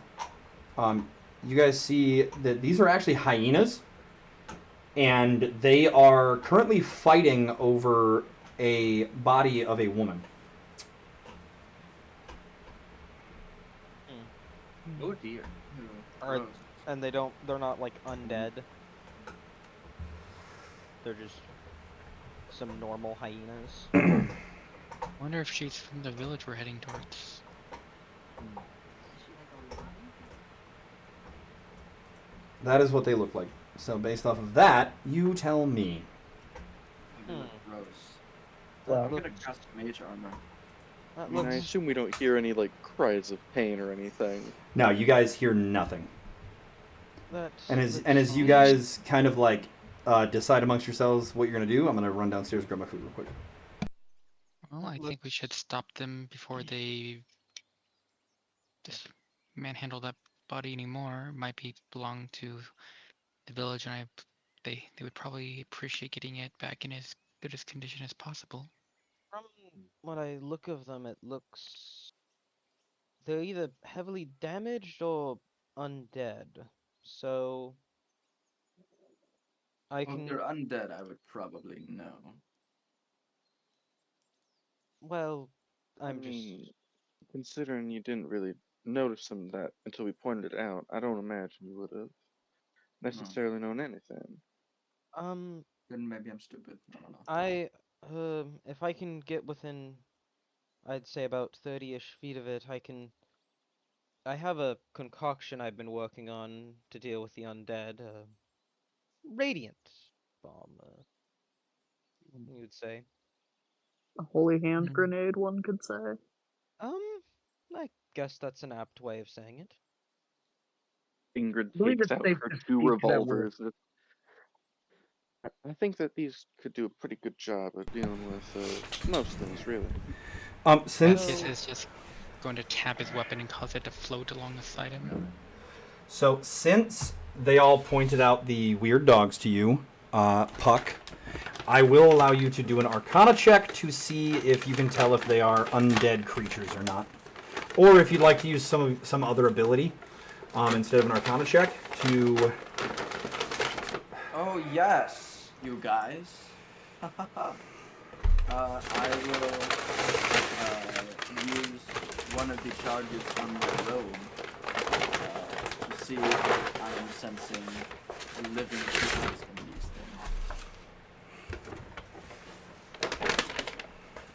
things. Okay.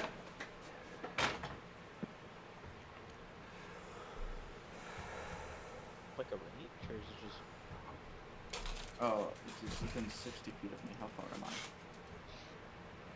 I? I am not close enough. Oh shit. Where you tell me where you're going to cast it from, and I will give you some information. Let me see how close I am to that here. You could try to go up on that ridge over there. Alright, I'm close enough to the closest one. I cast it here. Okay, and so there, 50, 60, so that'll, let me double check the wording on your robe real quick so I can tell you what it is you sense.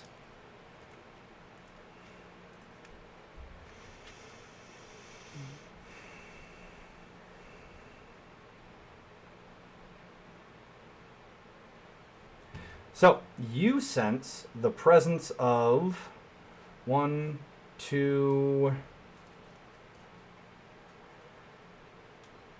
3, 4, 5, 6, 7, 8 creatures.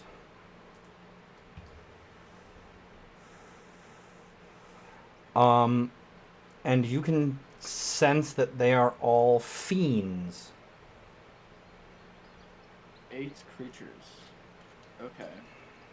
And none of these creatures are the creatures behind me, I presume. No. However, behind you, you sense 1, 2, 3, 4. You're 5, they're 6, they're 7. Okay, yeah, you sense the presence of 4 living creatures, which are all humanoid. Very. Okay, I will come back to my friends and say, yeah, so I sense 8 fiendish creatures up ahead, not just the 3. I believe that's what you said. Correct. Now, that is concerning as we only see 3, which is up there. They could be hiding inside of any of the stones or up top. Now, I will say that any sort of planning should be done before I make any move to fires that would likely draw any sort of attention towards us. Well, first of all, judging by our group,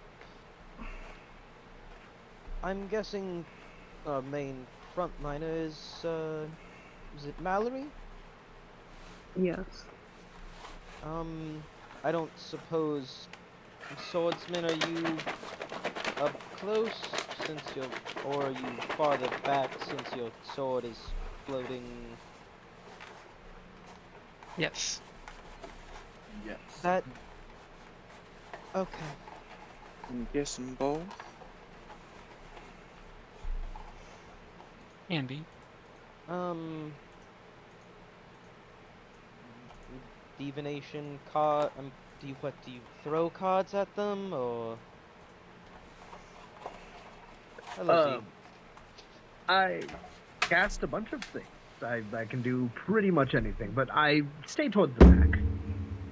I'm guessing that's the same for you, Lilith. Yeah, Questions to you all. the handler kind of appears behind all of you guys on one of the rocks. He's just kind of sitting there. Hello. Do any of you attack a lot? Very fast in quick succession? I mean, I I can. will say, I do think we have to also ask before doing anything, as we were told. Are you all dense? I mean, Do you not remember the briefing? Oh. I don't. This is kind of part of the mission that we were meant to be here for, but No. you know, What? it doesn't hurt to cover our backs. No, that's not what he's referencing. The gnolls? Ah, clever girl. These Those are gnolls. those are hyenas in front of you. fiendish, Or they're not. apparently, which explains why they've been mutated and are a bit different, as we were expecting the gnolls in the area to be from our reports. Which means that the gnolls are hiding somewhere in nearby. What? And it seems there's one that is quite odd. Now,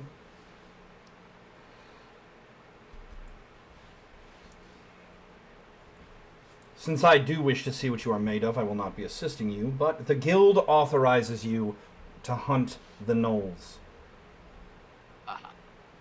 And the hyenas. Yeah. Well, the hyenas very well could be gnolls as well. They do have a tendency to change. All right. So who was it that attacked so many times very fast? I'm able to do that. Able to do I that. mean, I can do both my revolvers. Okay, very cool. I don't know what Anybody you else? mean by Those attack really fast. Like, if you were to, say, attack multiple times within 6 seconds. So, as you guys are standing here, you see the arm of the body get ripped off by this closest hyena, and it kind of just like tumbles backward a little bit. And as it gets up, it looks up and it sees you guys, and it gives a bark. Oh, Jesus. And you see over the top of the ridge a very large gnoll. Oh my god, it's using fucking magic. Comes looking over the ridge and looks up at the moon and just shrieks this cackling hyena shriek. And all three of the hyenas kind of like split apart.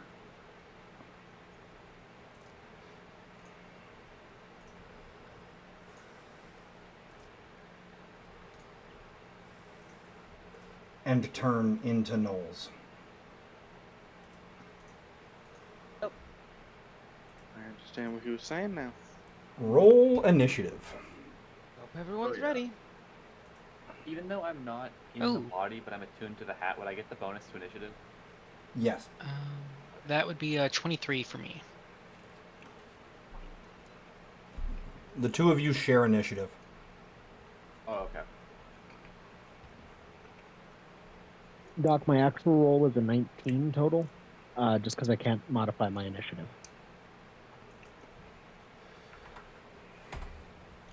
Okay. And y'all said that it was a 21 for the witches? Yeah. I didn't mean to roll it. You're good. I'm gonna roll it just so it's in here, but it's at 23. Oh, perfect. Oh. Oh, that's We'll great. go ahead and where's mine? We did a second nat 20, but Doesn't look like Zeraval made it into the initiative for some reason. That's because Berlin just rolled the die. yeah. Can you roll in and I'll just adjust it? Yeah, that's why I had rolled, but Only one off.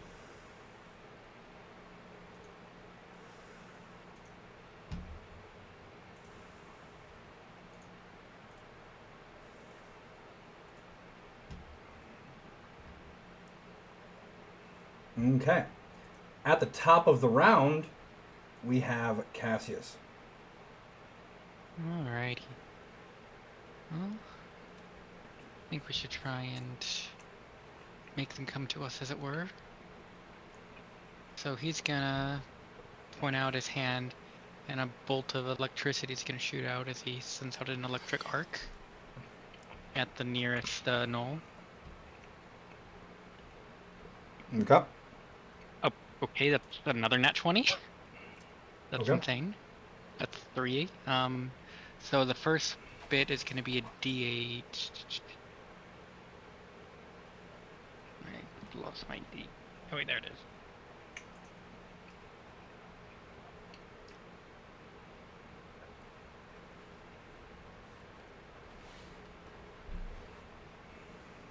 For 5 points of lightning, and another part of it is going to branch off to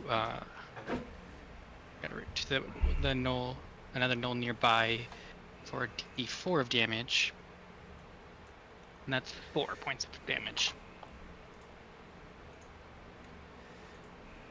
Okay. And then he's going to move himself into position right here, and that is going to be his turn. All right. Lilith.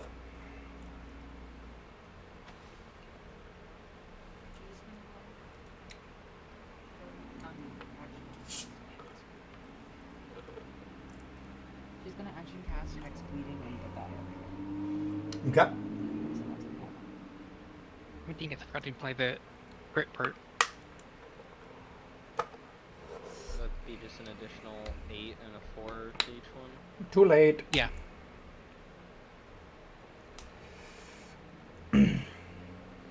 Some Can I con- back my Hex is a bonus action on that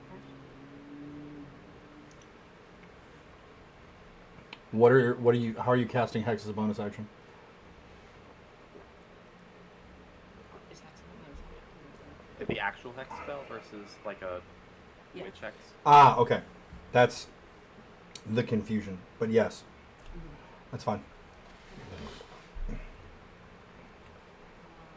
So it needs to make a con save and a what save? A con save at disadvantage. And what does it need to make for the for Hex? Does it have one, does it? For Hex, no. Okay. I don't think Just so. making sure.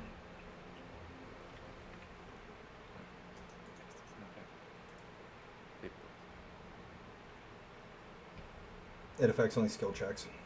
Yeah. Okay. I remember wrong. Nothing but just And it's going to get a 9. So it's going to take, what, 1d4? Or...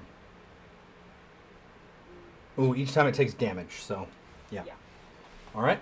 So then are you going to do anything else? Nope.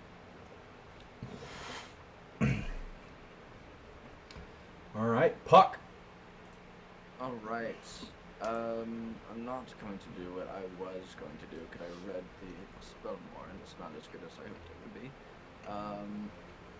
I'm going to... let's see here. What is the range of this ability? 60 feet. I'm within 60 feet, I do believe. Very cool. I will use Chill Touch on the closest knoll to me here. Okay. And +7. Does it tell me what I roll through? Okay, I guess it doesn't tell me what I roll through World Anvil. I guess I'll roll it here. +7. Does a 19 hit? Yes.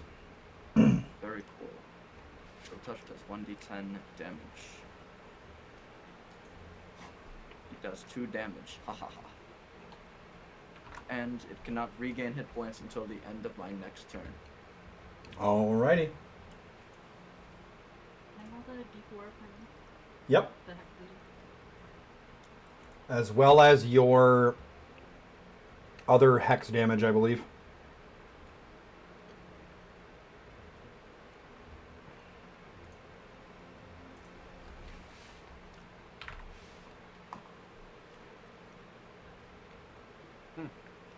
Same numbers.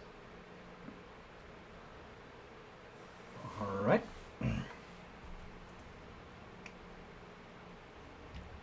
And with that, it is Ziravol's turn. All right. Ziravol's he plays around with his cards a little bit, and he pops out one from the Fool, and he casts Wild Cards. It makes me go through and roll an attack save. I don't have to move to do this because it has 120 feet as a cantrip. That'll be 8 plus 7. That would be 16? That'll hit. No, 15. That will So, also hit. So then it's going to be a d8 of damage. And it's the same one that's already been damaged, so that's what he's aiming for. Okay. 1 whole point of damage. Alrighty. And then from that, I don't really have anything else, so I'm just going to sit there and I'm going to sit pretty.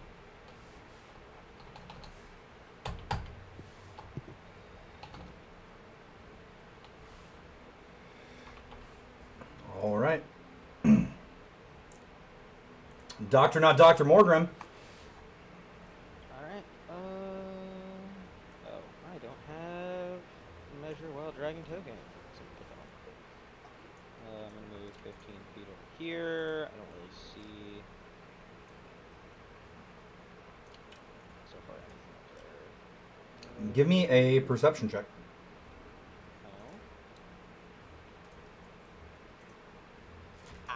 An 11.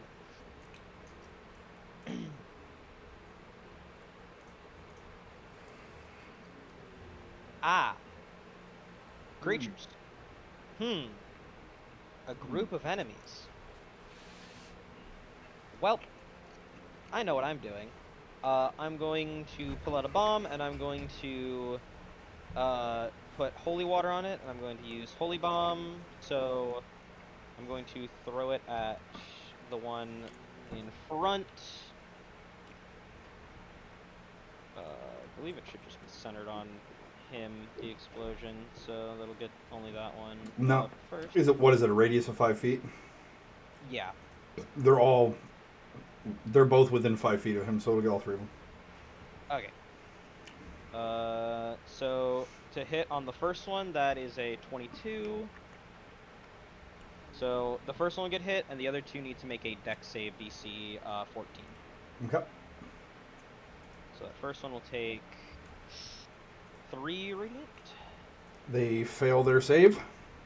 Okay, so all 3 of them take 3 radiant damage. Okay. Seems I've found some more of them up here. I was only 15 feet. Neat. Alright, I'm gonna tactically reposition back here. And that'll be the end of my turn. All right. Ingrid.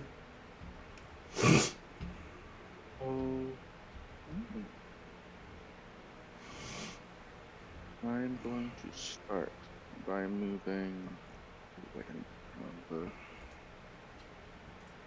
miserable dragon. Going to move. Ooh. Those are some skeletons. Now I think. It's supposed to. Fix it.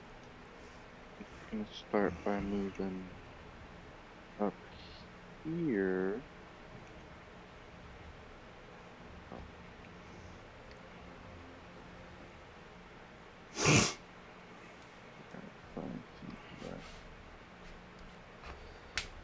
And I'm going to take 1 shot against the closest knoll with my action. Okay. For a 18 to hit. An 18 will hit. Lovely. Healing. 16 points of piercing. As you shoot this thing with your pistol, just right between the eyes. And blam, it just falls over dead. As that happens, you hear a cackling come from the sides of the ridge as more gnolls appear. Hmm. Lovely. Being this one up here, she's going to take the gun in her left hand and point it up at that one and take a shot. Okay. As bonus action for 11. All right.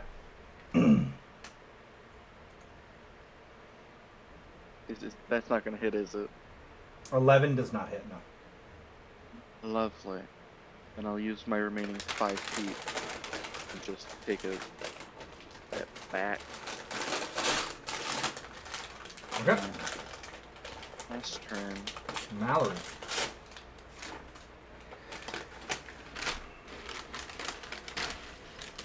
It is I. It is Mallory. I'm going to.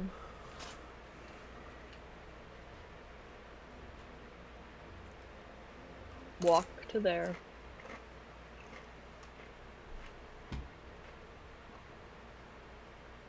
And have no more movement.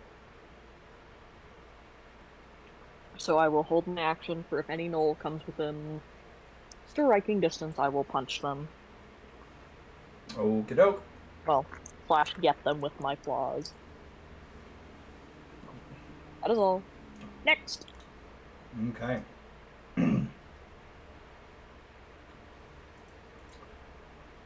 All of the gnolls rolled pretty terribly on initiative. So the Marauders are going to spend their movement. Does this one get at least 10 feet? It does. This one's going to come... It's actually going to make a dexterity. Alright, it's going to fall down the hill and wind up prone at the feet of Cassius.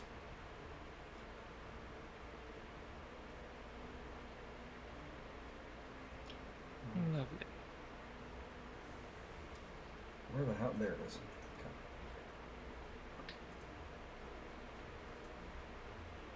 Okay. This next one, it's going to make it...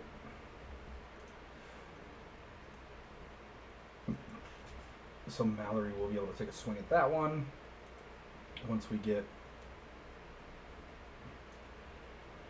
more. Yeah, so essentially they're all going to have to take dashes to get within range. And the only one that's going to be able to do anything is going to be that one that's by Mallory. So Mallory, now that it has entered your radius, you can go ahead and make an attack at it.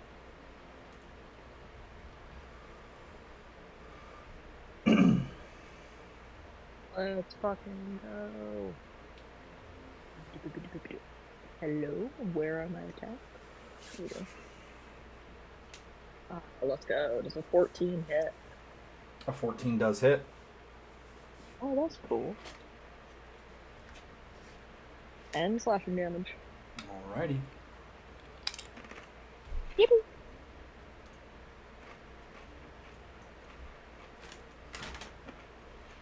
In response, it's going to swing out at you with its flail. A 21 to hit. Yeah. And it is going to do, ouch, maximum damage of 10 bludgeoning damage.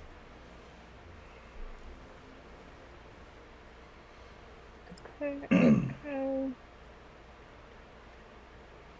Is reduced by a number I'm still looking for, 2 to 8. And because it moved at least 10 feet and it hit with a flail attack on the same turn, it is able to make a bite attack as its bonus action. So it's going to go ahead and bite at you. And that's going to be a natural 1. Yippee! Now it Nothing is but scales. the Witherling's turn.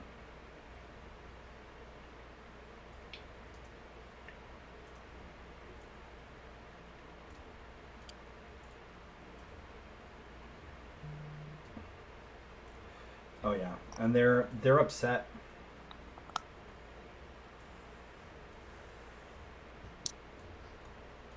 Oh no. I'm just a little.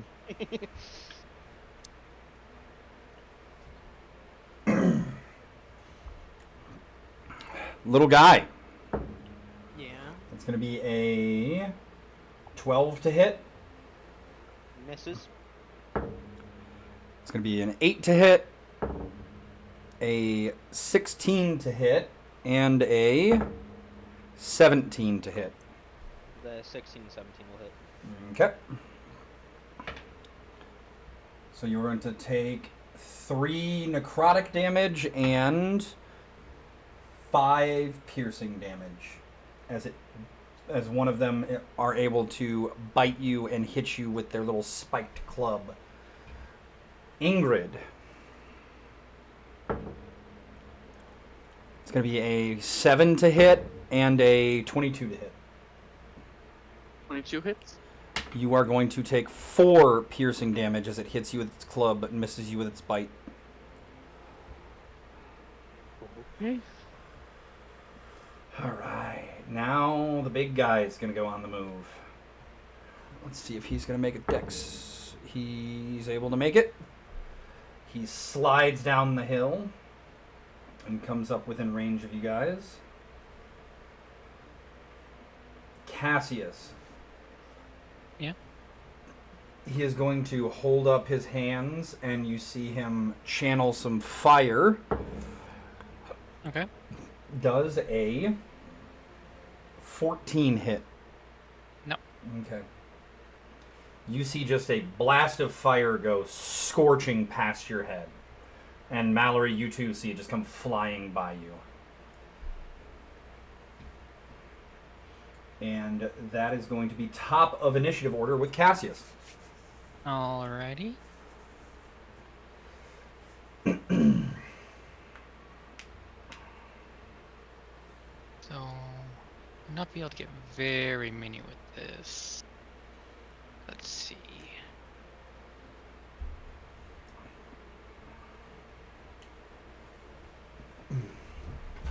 Yeah, I think I'll do that.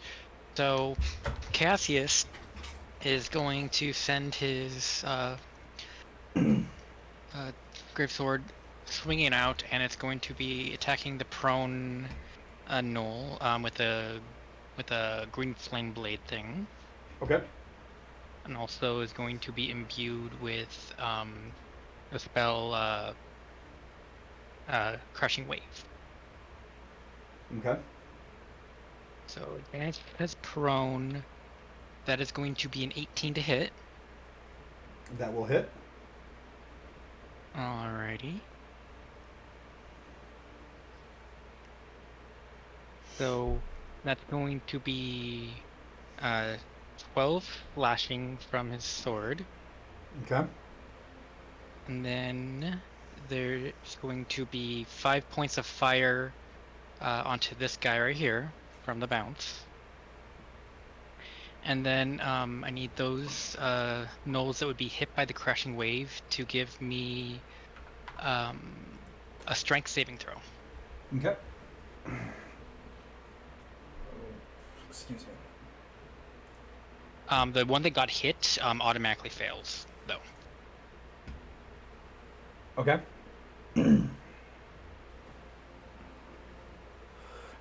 +2, so that's going to be a 7 and a 19.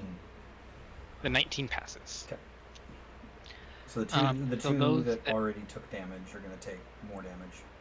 Okay, so that's going to be 10 more bludgeoning damage, and it knocks them 10 feet away in the distance they got hit, and if they hit another creature, or by 5 or more, or a wall, they're also knocked prone.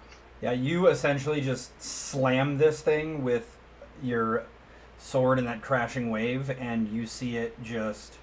It's almost like a golf swing with your big, huge gravestone greatsword, and you hit it hard enough that it bounces away from you and crashes against this rock and just falls limp. Yeah. And how And then the guy that cast takes half damage. Okay. So 10. So that was actually down to 7, and then he takes 5. Oh. Now, are they all pushed away, or Um, just that first only, one? only the ones that failed. Okay, and how far are they pushed again? 10 feet. Okay. All right. Is that it for your turn? Yes. Alrighty. Lilith. She's gonna move down to here, and then her hair is gonna reach out and touch Mallory. Gonna cast X Ward on her.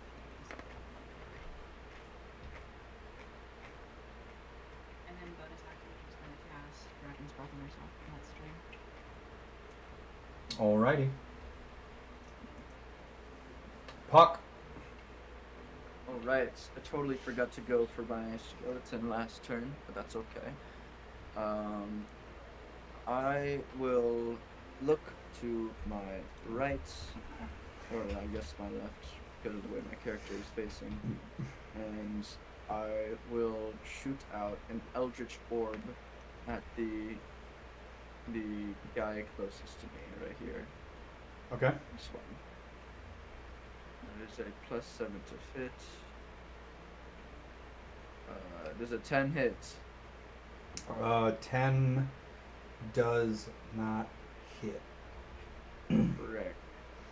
Also, Okay. where are you getting +7? That's my intelligence mod plus proficiency bonus. Plus my +1 from my item. Okay. Okay. So that kind of sucks. Little panda man. Are you not very armored right now? I'm just wearing simple leather. Simple leather. Okay. Shit, I don't know how good that is. I don't know if this is worth doing. You know what? Fuck it. We ball. I will come over here, and I will touch you on the shoulder, and I will cast, fucking bark skin on you, and you now have an armor class of 17. That's better. Okay. Okay, end of my turn, my skeleton is gonna go, and he is going to attack this guy close to the one that I just attacked. Yes. And with the short bow, it is a +7 to hit, not a +4, so an extra 20 to It's gonna hit. Okay. For 1d6 + 2, 7 damage. Okay. Your skeleton just cleaves this skeleton in half. Hell yeah. Skeleton on skeleton crime. And that is the end of the skeleton's turn. Zerval. So Zerval is going to pull out another card from his tarot deck. This time he is going to reveal the Wheel of Fortune. That's just what I'm going to be doing as my bonus action. And then for my actual action, I'm going to use up a second level spell spot, and I'm going to cast Aid. So Ingrid, Morgan, and Cassius, all of you are getting an additional 5 to your maximum hit points for the next 8 hours, as well as healing by 5 points. Yippee. And then aside from that, I don't have anything else. I went from a backline caster to a frontline in a matter of seconds. All right, Morgan.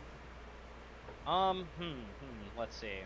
There's one of you left, and anything I do is AOE. I'm just gonna pull out a little syringe, like a little surgical dagger, and stab this thing.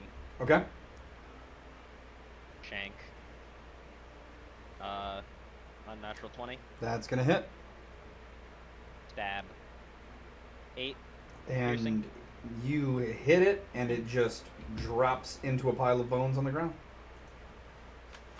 Right.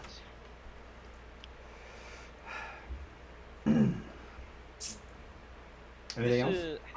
How tall, like how high up is this like cliffside? About 20 feet.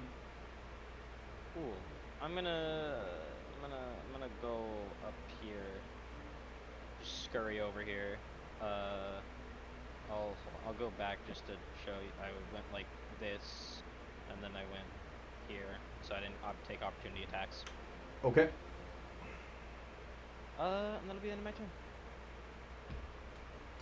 Ingrid. I am now wishing that I had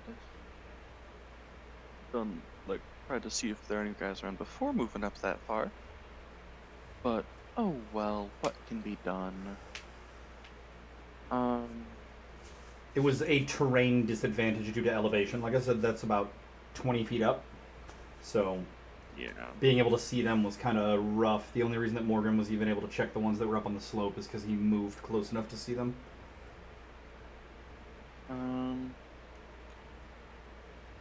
I think I'm probably gonna just take a couple shots at disadvantage. So there is First one. there is the far one and the big one that's far in the back. Right, but I still have guys within 5 feet of me, Yes. so I'd have disadvantage no matter what.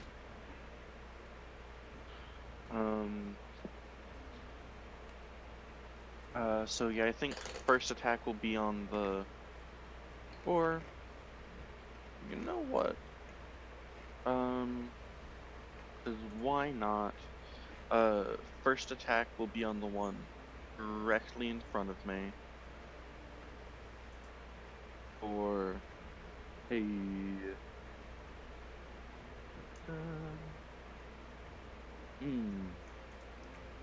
Lovely. 11 is not going to hit. Then bonus action shot. I'll go same one. Because why not? Or a 17 to hit. That is going to hit. Which one is that? That is the one directly in front of me. Okay. Roll damage. Or 16 points of piercing. And we just blast another one right between his eyes. I don't think I'll get to use my weapon mastery at this rate.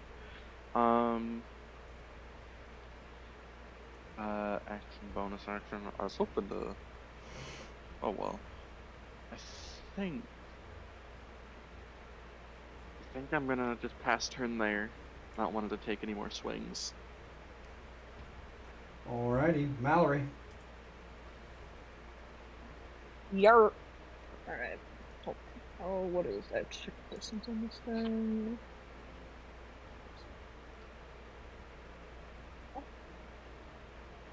Alright, hold on, I have to draw a shape.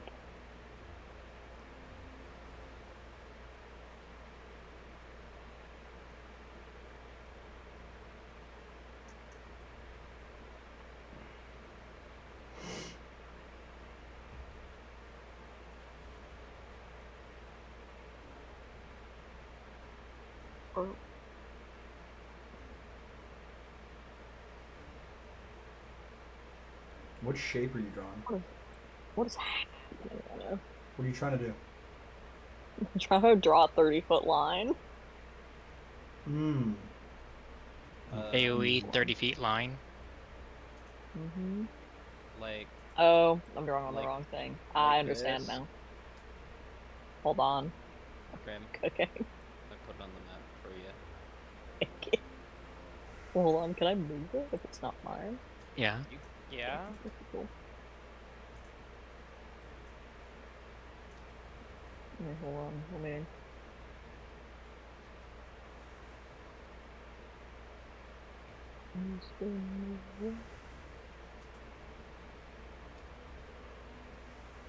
Yeah, that works.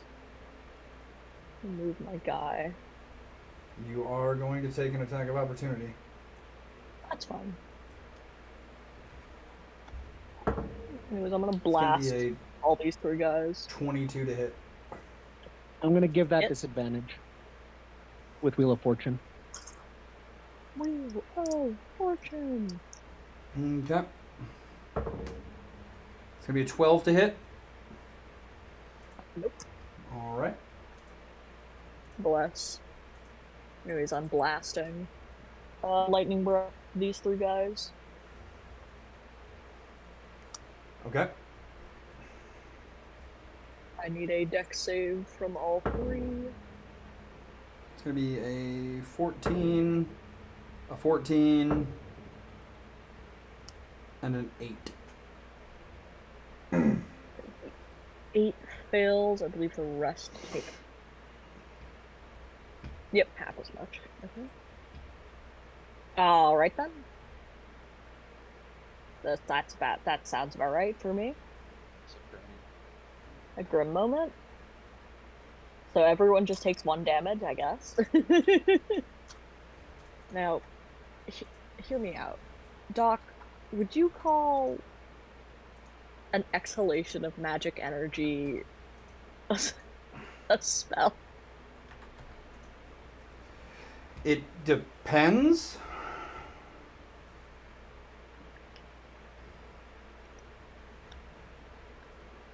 I'd need to. One of my warden features, if I cast a spell as an action, I can make a single weapon attack as a bonus action with my natural weapons.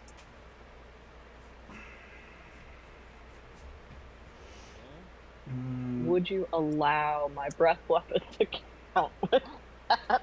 So, here's the question that I also have. Your breath weapon that you just used, was that your warden breath weapon, or is that something else? No, that was who's a what's it? No, that was racial. That's right, because you're utilizing Dragonborn as your stat block, but... Yes, sir. Okay. I was trying to math the math in my head, because you also have a, like... Yes, I also have a class you have breath a weapon. class breath weapon, and that breath weapon functions based off of you utilizing your endurance die. And you had not utilized any endurance die yet, so I was like, where is this breath attack coming from, and why is it not a cone? But now we're on the same page. Because it is a racial feature, I'm going to say no. If it had been your class breath weapon, we might have been able to argue a little bit more. But for the racial feature, I'm going to say no, that does not count as a spell. Nice. Okay, that's my turn. Okay. We're going to be taking some attacks. This one's going to use half of its movement to get up, and it's going to run in. And then... Alright, let's see. A 13 to hit, Cassius. I'm going to take that as a no, it does not hit. He has a... Yeah. And then Mallory, that's going to be a 18 to hit. Yep. Wait. Nope, that doesn't hit, actually. Never mind. Does it meet it exactly? Nope. What is I'm your short, baby. What is your armor class now then? 19. Okay, because it's still 18 on the board. That's why I was a little bit confused. Yep. All right. And then a 23. Oh, there's only 3 of them still alive, so that's going to be this next one. And it's going to be a... Yep, a 23 to hit. And that'll be 1 plus 2, 3 necrotic damage as it bites you, and then it'll miss with a 16 on its spiked club, Mallory, from the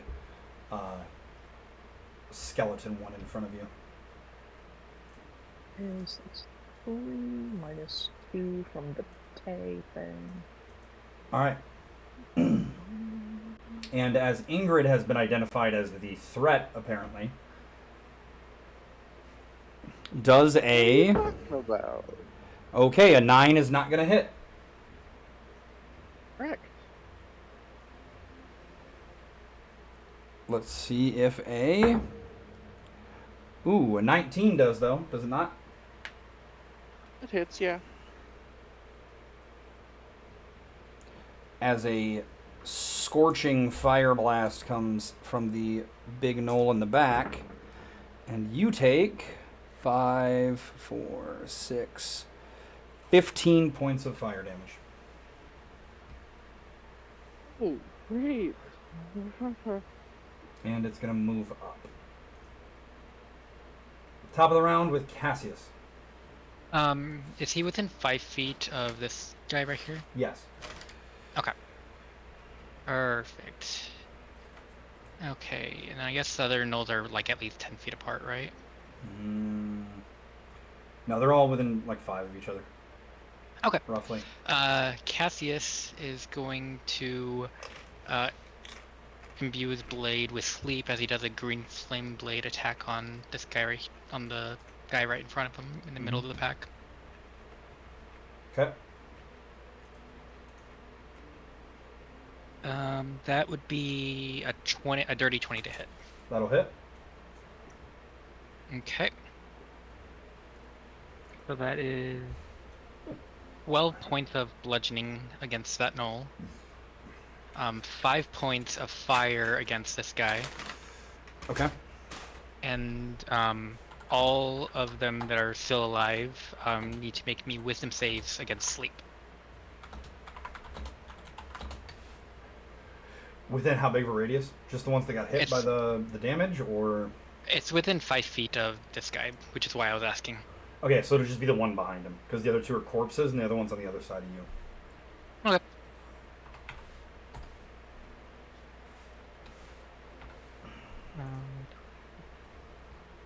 And they need a what roll for the sleep? It's a wisdom save. Alrighty. First one gets a...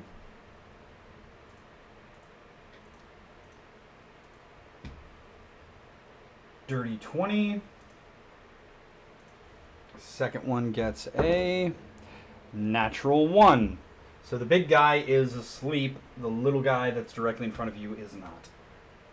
Alrighty. And then I'm going to expend one of my arcane surges and cause 2 phantom blades to strike out at this guy and this guy. Okay. So first the one closer to me. That is a 22 to hit. That'll hit.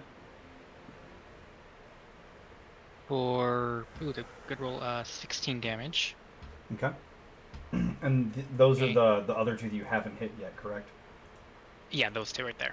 Okay, so this one's going to go down as one of your spectral blades just cleaves him in half. And the other one is a 27 to hit. That'll hit.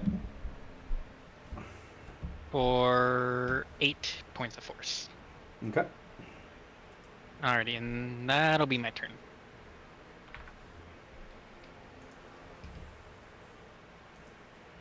Lilith.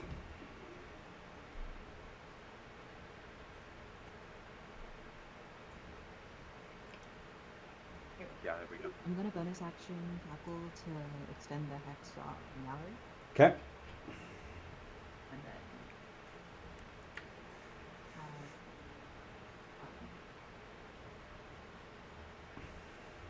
can I cast Dragon's Breath out of Tanya? I don't think so. I think you can only cast... Yeah, range other than self. I think Dragon's Breath has range of self as a buff, right?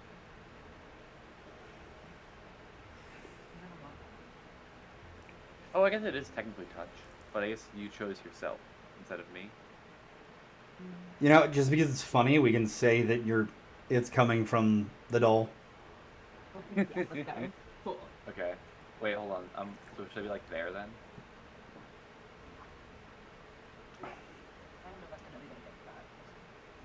Should be able to get... It's a cone. Sorry, Ingrid. I guess we could focus it up the mountain.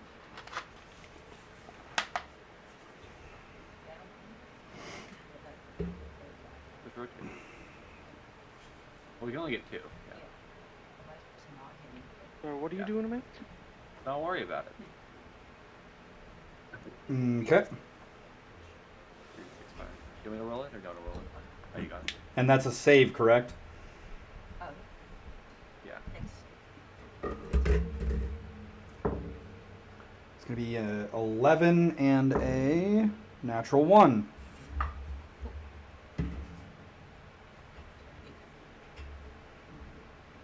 No, so both of them are just going to be incinerated, as the one that rolled a natural 1 is going to take double damage. Hate to be that guy.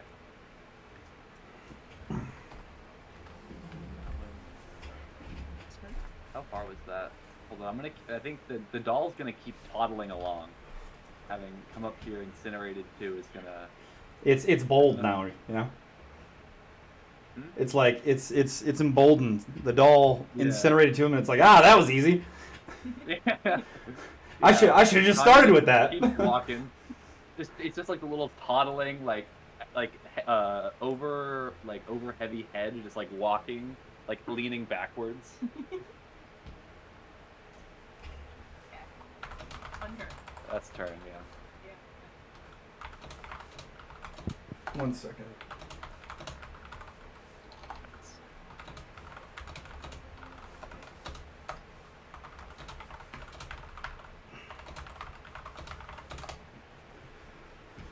Okay. 0 ball. Didn't Puck go before me? No. Crazy. Okay, never mind. So I'm gonna cast Magic Missile, putting 1 at this guy and then 2 at the one that's now asleep. Okay. So the one that's going to the one that's right in front of Cassius is going to take 4 points of force damage. And then the asleep fellow is going to take 5, 6, 7 points of force damage. Okay. And then Zerval is just going to, slowly front upwards. And that's it.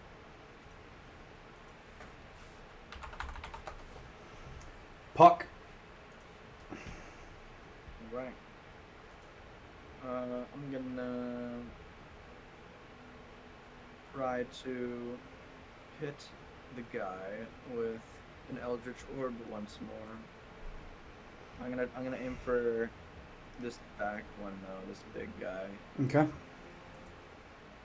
D20 plus 7. 7 plus 7 is 14. Is a 14 hit? It is going to just barely hit it. Is that like the roll, like the grace, whatever? Yep. Awesome. Okay. I will do 1d8 force damage, and each other creature within 5 feet of the target must make a dex saving throw. On a failed save, the creature must take half as much damage. Well, that is going to be a failed dex save on the one in front, and the concussive blast of it is going to take this front one out. Hell yeah. Booyakasha. That'll end my turn, and now it's my Skeleton's turn. You guys got, so because the... No, not... I'm not... Nah. Alright, go ahead. Okay. Skellebone, I make a bow attack with Skellebone. Oh yeah, 20 hit, I presume. Oh. Oh, Are you gonna move your guy? my Skellebone? Yeah. I can move him like over here, I guess. Oh, he's shooting with the bow. Okay, I thought he Yeah, was I'm making a shooting with the melee bow. attack again. No. Okay.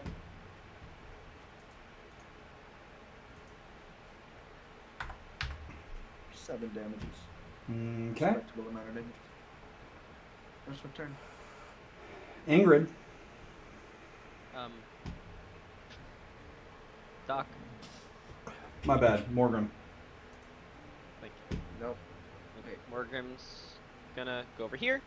He is going to throw a radiant bomb at the guy. This one's not gonna explode inside of a big AoE, so I don't need to worry about anything else. 17 to hit. That'll hit. This is radiant damage. I forgot that I get to add my modifier, so that's 10 radiant. Okay. And then I'm just gonna scurry back over here. And that'll be the end of my turn. And now it will be Ingrid. Lovely. I'm gonna keep up with good old reliable and take a shot. Take 2 shots at this guy. With my action will be a. I'll give you advantage with Lovely. that roll. Lovely. Thank you very much. Making that a 27 to hit. That'll hit. Dealing 13 points of piercing.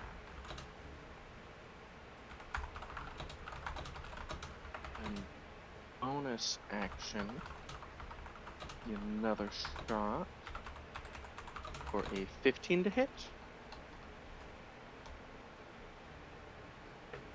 That'll hit. Lovely. Dealing 14 points of piercing. And if it is still alive, it'll have disadvantage on its next attack roll. Oh, it's still alive.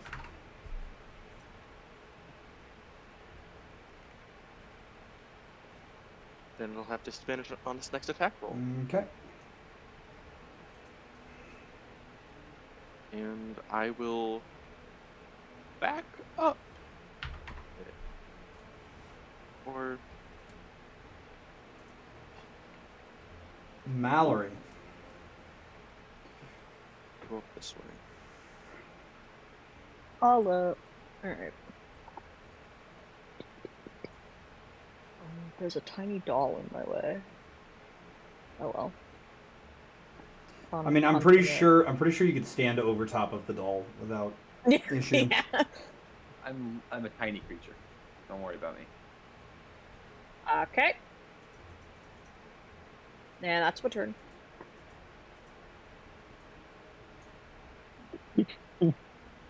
True grim moment. All right, so this thing's gonna We're back, stand baby. up out of its sleepy haze and very pissed off.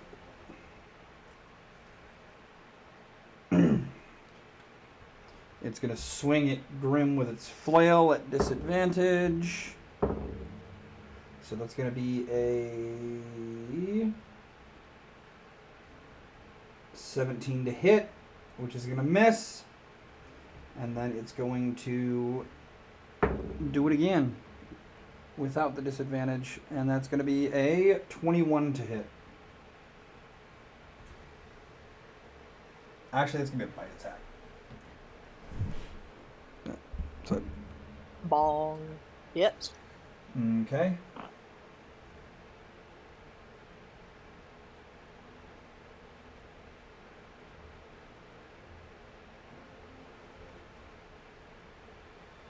That's how bizarre. You're going to take 1d4 piercing. So 2 plus 4, so 6 piercing and 2d6 necrotic. So it's going to be 9 necrotic.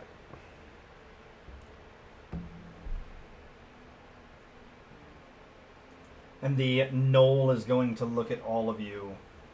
And does anyone speak gnoll or abyssal?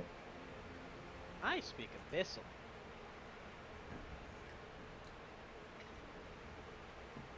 And it's gonna just say, "The master will deal with you. Even if I fall here, Your lives will be short.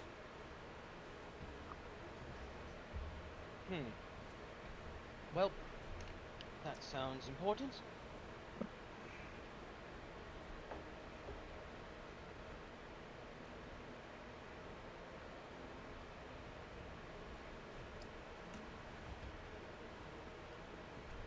Top of the round with Cassius. Alrighty. He is going to attack him with his thing. Bring Flame Blade. That's a dirty 20 to hit. Okay. Not that the Green Flame Blade really matters here, but that's going to be 13 points of bludgeoning. Okay. This time he's not imbuing it with any extra fancy stuff. And and he's going to move right there. As the blade slides back into his grasp. Ugh. Crisp. And that'll be his turn.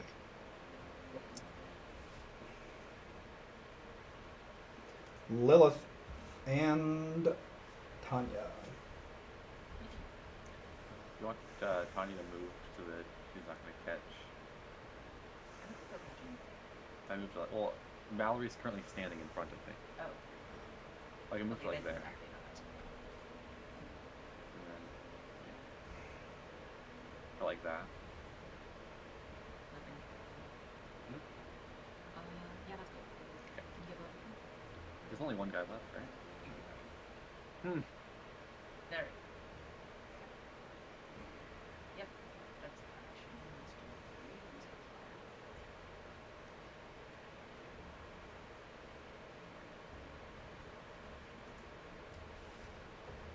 Damage. Save for half. With dex save. Can I get a dex save? 15? Yep. That's going to be a 18 plus 2, so a 20. And you're going to see that as it kind of like skirts your fire a little bit and takes a little bit of the damage, it's going to breathe in, and the fire is going to start being consumed a little bit, and you're going to see the top of its chest up near its throat start to glow from within. Cool. I'm gonna bonus action tackle extend the hex on Mallory. Okay. That's good. Zero ball. Zerval's going to move up a little bit, and then again he's going to brandish the Fool as he casts wild cards. Okay. So this will be this plus 7. Does an 18 hit? Yes, it does. As I deal 6 points of psychic damage to the hyena. Okay. That is all I'm going to do.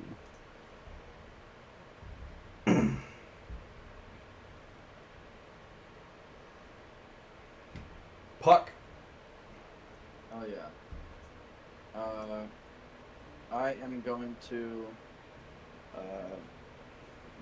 Everyone is going to see the body of the woman the guys were eating, and it's going to attack the guy as I use Spark of Life on her. And So, it's gonna. what's the range on these? Because she is Oh shit! I thought she 70 was feet. Mallory. She's 70 feet from you, and 35 feet from Okay. the enemy. Yeah, never mind. I thought Mallory was her. I was like, so silly. Oh, Okay. she's definitely back here. Then never mind. Never mind, you guys. I will simply chill touch it. Plus 7 to hit. Oh, that's 2. I didn't mean to do 2. 7 plus 7, 14. Does a 14 hit? Yes. Booyakasha. Just barely. For 4, necrotic damage. Okay. Okay. And then Skeleton turn. Alright, Skeleton. Where's my Skeleton? He's right here. He's gonna attack with the short bow. There we go. 17. That'll hit. I presume. 7 more damage. Okay. And Hell yeah. Dr. Morgrim. Yep. We'll come back up here. Chuck another bomb at it. This one is not going to detonate. A big explosion. 13 to hit. Not gonna hit. Alrighty then. Just kind of fizzles out on the floor. Back here. End turn. Ingrid. Okay. Gonna move up to the ledge there. And how rough is this guy looking? He's looking pretty beat up, and that fire in his chest is seeming to heat up a little bit.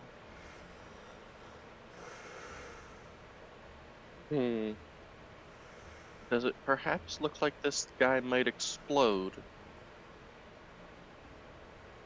Well, seeing as you have many experiences with explosions,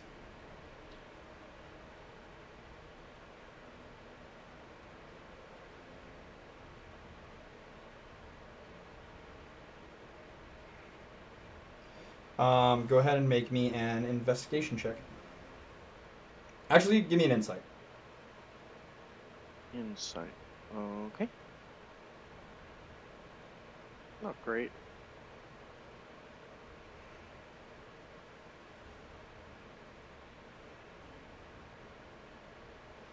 You're not sure if it's gonna blow up or if it's gonna just spontaneously combust in place or what it's gonna do.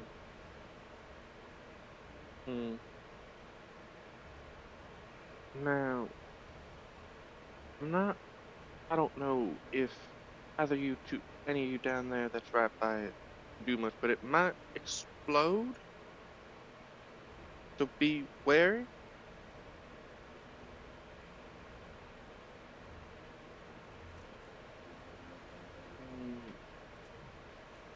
And what else are you gonna do?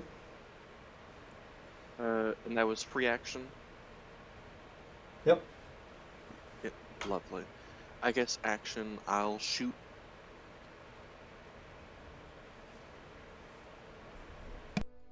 I miss.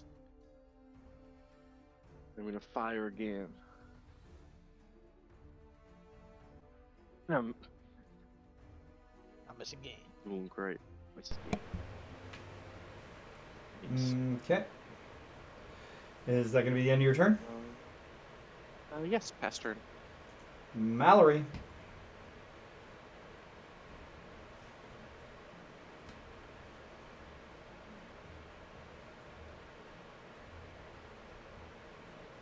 I'm muted and talking to myself. Hearing Ingrid go, oh, that thing's going to explode, I'm going to disengage and back up. Okay. I mean, That's my whole turn. now it's its turn. I did say might. Yeah. So that's gonna change in shape.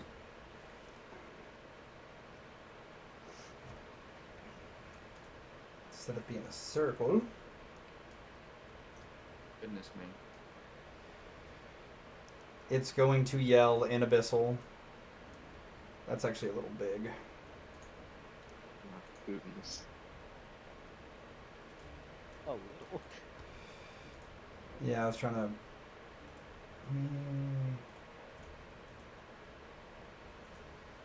There we go. That should be good.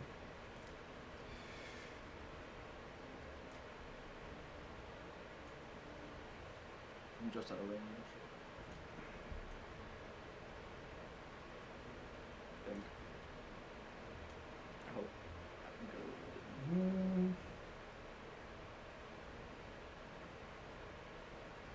that'll have the maximum effect. It is going to yell in Abyssal, "The Olefeist will devour this world," and then breathe out fire breath in a cone. I need a dex save from your skeleton, from Mallory, and from Ziraval. Jiraval's gonna give himself advantage on this. I My really skeleton spent my is entire surprisingly turn dex- for absolutely nothing. It's crazy. That sounds about right. That also sounds about right. You saved a whole bunch of other people, though. Spell Orphage. What? It wouldn't have hit them. No, it I was. imagine it might have gone this way. No. If he would have died before it triggered, like if you would have killed him, it would have been a circle. Hmm. That would have been about the same diameter. So it would have hit a lot more people. Hmm. So, Yeah. Mallory and the skeleton do not save, but Ziraval does, so Ziraval will take half. And that will be 2, 3, 6, 16, 20, 24 fire damage. Oh my god. R.I.P. skeleton.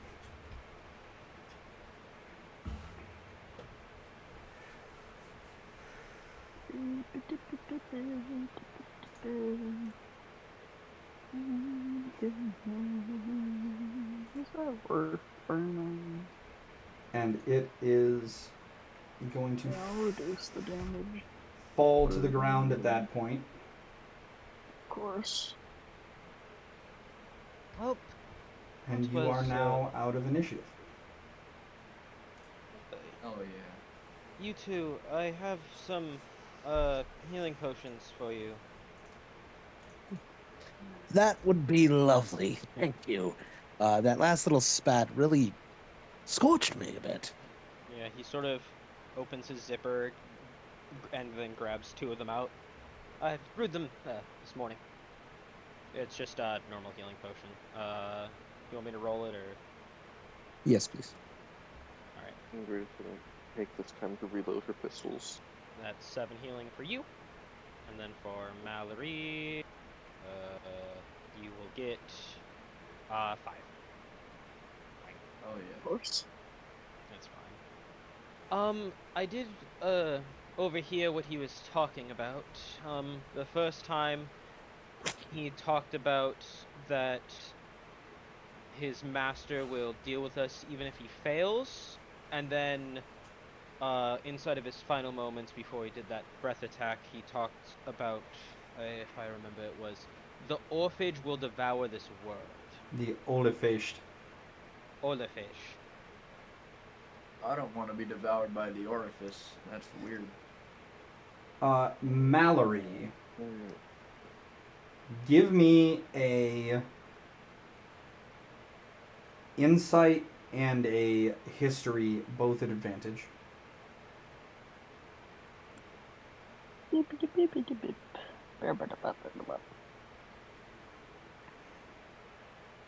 17 on the inside. The insight, that seemed oddly like Dragon's Breath. Uh-huh.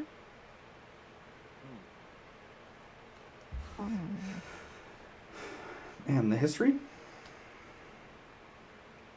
Oh, where is it? Hiding from me, one moment. Ah, there we are. I'm so good at this, you guys. I'm so intelligent. 11. Good enough. The Olefeist, you know from some of your learning in regards to your personal history, is thought to be a myth of a giant dragon-like serpent that in some legends would come to devour the world. Oh, weird. Do you know That's something? cool. Do you know something about it? There's a weird word. God. A big ol' serpent Strange. going to eat the world, allegedly. So, according to some. No one knows, but we'll find out. Some sort of mythos. I guess. Something So, like that. I don't know, I wasn't quick- really paying attention. You guys gonna check the bodies, do anything? Yeah, I was about Uh, to say. was gonna say, has anyone seen the handler? I don't want to be caught like with my pants down, so to speak, when I'm ravaging through corpses. Probably still on the same rock over there. Yeah, he's actually sitting there plucking on a shamisen. Oh, handler, do you mind if we pick through some things? I would assume that for investigative purposes, it would behoove you to look around. Wonderful. Yeah, I would like to move to investigate corpses. Okay. I would like to as well, if that is possible. I think I'll start looking around the surrounding area. Yeah, I will help Zaravel. So whenever you roll, just add +4. I'm gonna like to toddle up to like the top over here and kind of look around up here. Okay. Doc, do you want me to roll investigation or perception? Investigation. Okay.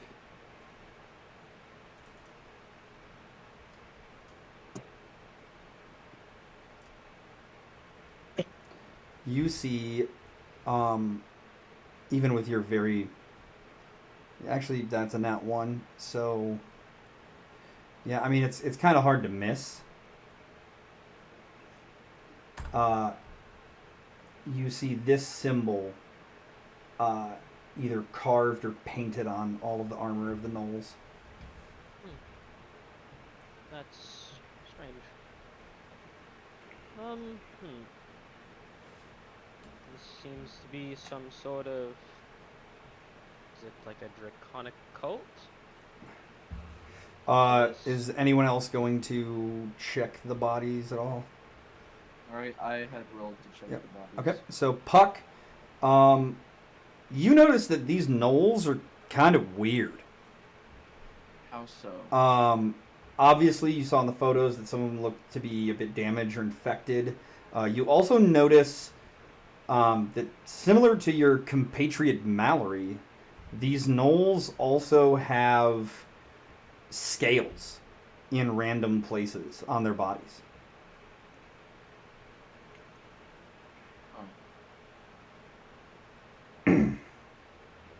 Able to, like, with a knife, sort of cut out the area in which they have these scales and possibly take, like, apart, or like at least like where the armor itself, where they have the symbol. If Puck would like to, maybe he can do you one better. What am I doing? He's talking about potentially carving pieces off of some of the bodies. I told him that potentially you might be able to do him one better. I might just be able to bring you the whole body, dude. You gonna pull out your nifty little bag? Oh yeah, I'm gonna take my bag out. That's what I was gonna do after everyone stopped talking, and I'm just gonna... How many bodies were there? 1, 2, 3, 4, 5, 6, 7. So I'm gonna get rid of the ones that you would not be able to use. Okay. Because they've already been necromantically summoned back. Okay. Yeah, and I can't use my own. Yep. Yeah, so I'm gonna take all of the bodies, plus the human after we investigate the human's corpse. Okay. Maybe. And I just shove them in my bag. Later on, maybe we could try to deduce maybe where these scales came from, if they were grafted on, or if they were naturally given to them, and possibly research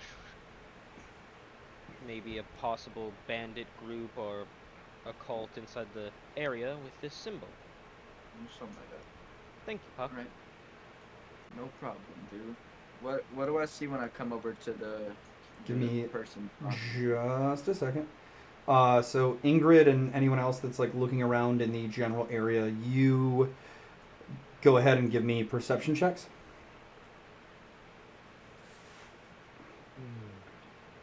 Or investigation if you would prefer. I would have preferred investigation. Too late though. It's not going to change the outcome for you. Lovely. You find tracks leading all the way out to down there. As if that's the direction the gnolls came from.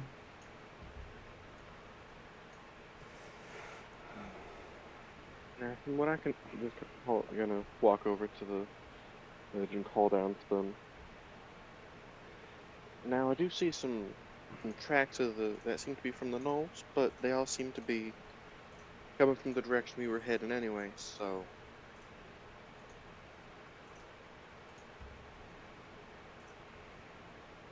Okay. seems like we'll be able to just kill two birds with one stone there. Would we want to, for those who are injured, take a quick short rest here, or just keep heading? The handler is going to tell you guys the village is not far ahead. It's maybe over the next rise.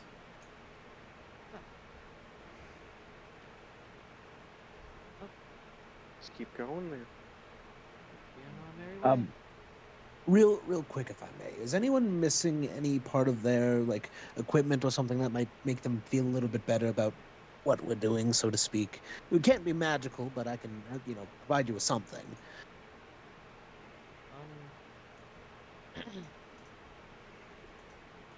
Yes, it just shakes its head. I don't. Okay. I have everything I'll hold on to it for now.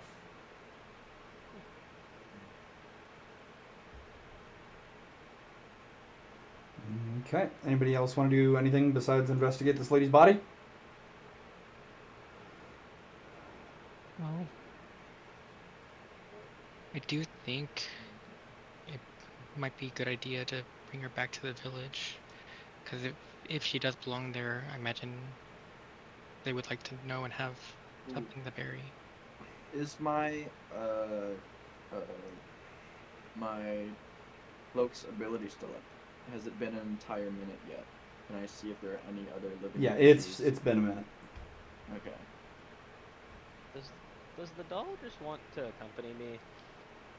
I am honestly just moving the doll around, but it just kind of ends up next to you a lot. I was just gonna just put you on my head. That way we can combine to be 3 feet tall. So go ahead and give me an investigation check on the body then.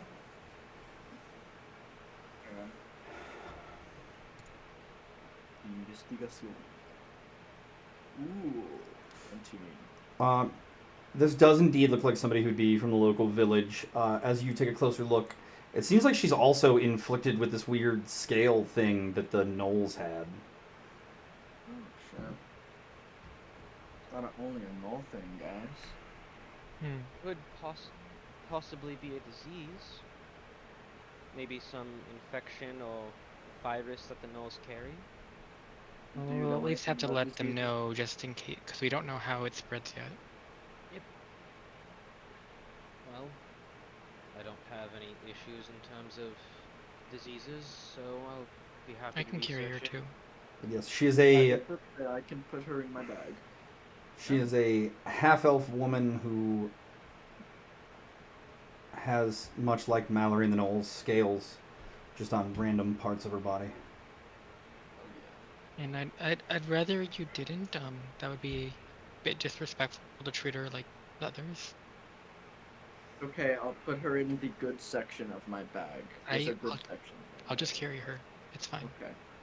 I lied. Okay. It's into my bag. Anybody else? Anybody want to do anything else in this area before you guys move on? Not particularly. Alrighty then. You guys advance down the path over the next rise and come upon the small village in the woods.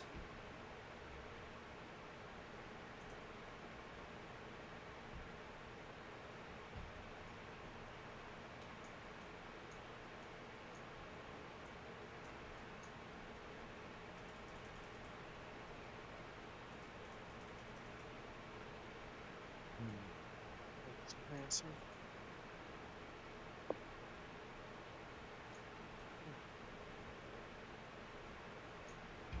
Has it gotten dark out? It's been dark. We are well into the night at this point. Oh shit. I can't see. Does anybody know the light spell? I can't say that I do, but I have pretty good dark vision. I Okay, have- not. Hold on. Dr. Morgrim is gonna sort of open his little thing. He's gonna pull out what looks to be a bomb, and then he's gonna like twist it, and it's gonna pull up to be a little lamp. And I'm just gonna put some oil in it, and I'll light a lantern. Okay. Look, do you not have any torches or anything on you? Let me see. The handler's just gonna light a torch and hand it to Puck. Oh, I have a lamp and oil. Could have used that. Why would you not check before asking about magic? Well, because some people's magic don't cost anything. No, right, but Does that not make sense? I kept the lantern. It's fine. It'll just kind of be. I will say that the village itself probably has some light sources in it. Did the witch go?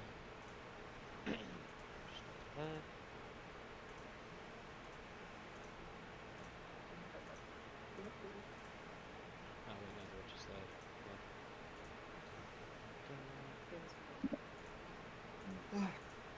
I think as we've been like Oh, wait. walking to the village, I would be trying to keep an eye out for any movement in the trees or any other signs of gnolls. Oh wait, I'm just. Okay, go ahead and you can, if you're actively looking, you make a perception check. Oh, the hammer's the one who's not here.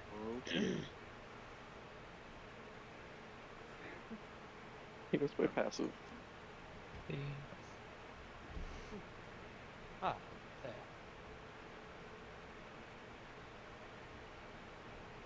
It's just like a. My map's not working right now, so someone will have to move me for a little bit. Is this just a sheer cliff, or is it like? It's a ramp. Okay. Mallory, you good back there?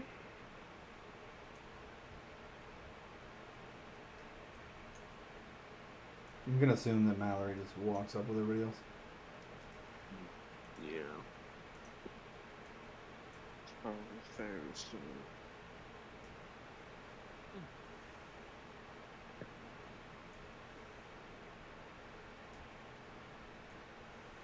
Oh gosh.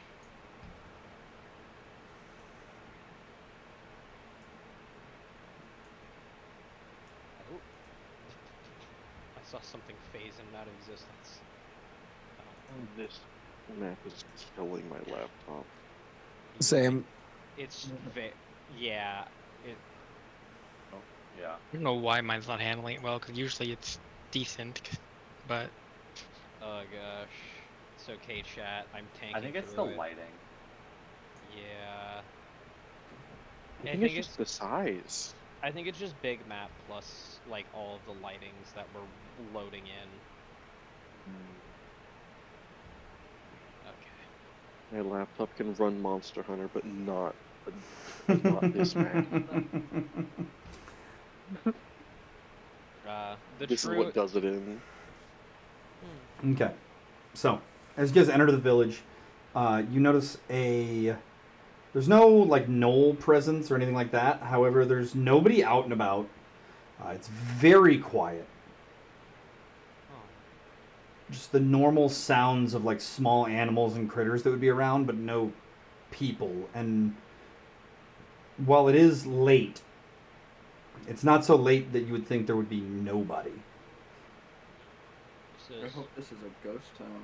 I can take them and steal them. If I may, Zerval is gonna offer out a greeting, like just loud enough that anyone that's in the immediate area might be able to hear him in Elvish. Just basically saying, "Hey, hello, is anyone there?" You know, awful quiet out here. There's no response.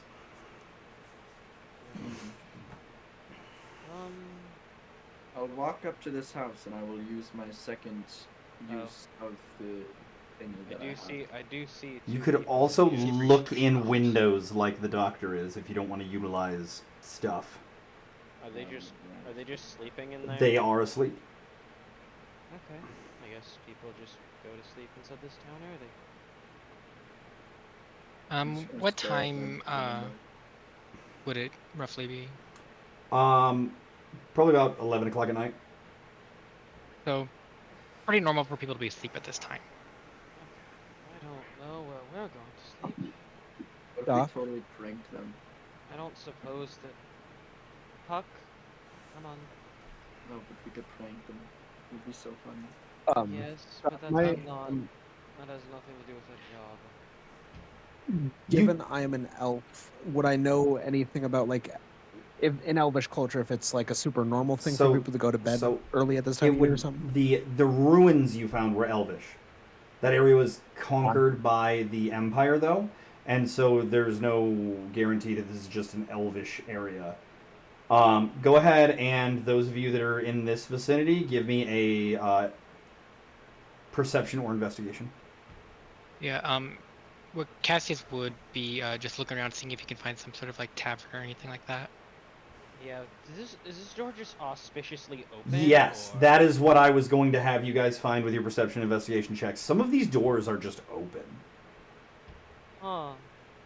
Looking going in there. inside, are these people doing anything? The man in that building that Puck is just walking into is asleep face down in his plate of food. Huh. That's.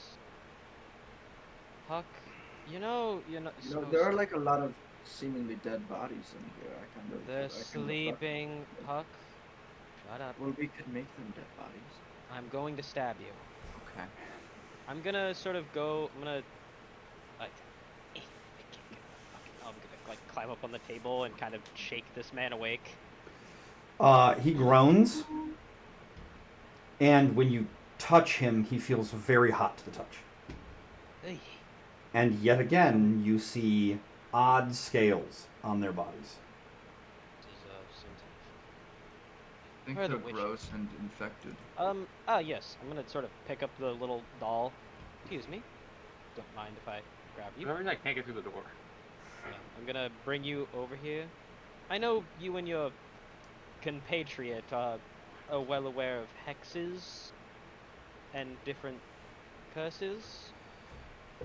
This seems to be weird. They're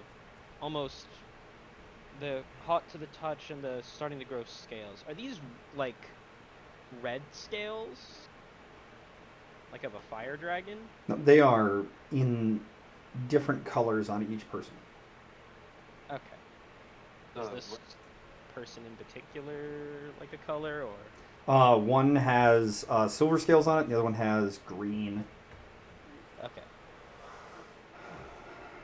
The ragdoll lays its like little cloth hand on the dude, takes it off for a second, turns over to look at Dr. Morgan and says, I can't feel temperature.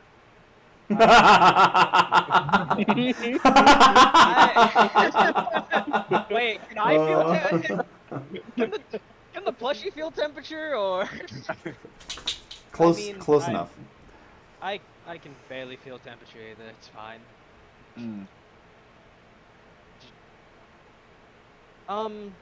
Wait, hold It's on. starting This- to function a little bit better. Which one of you is? Oh right. Did you guys swapped this morning? I forgot. Mm-hmm. Hmm. I wanted to prove a point. Okay. Well, since you're inside the body that can analyze things, do you want to help me analyze this body? You two that are down there in the lower house, very similar situation. Two people passed out, scales. Looks like they were doing stuff and they just kind of succumbed to whatever infliction is happening. Okay. Also, the two of you that have rolled perception investigation so far, on the door to that house that you walked into, you noticed the same symbol that was on the knolls.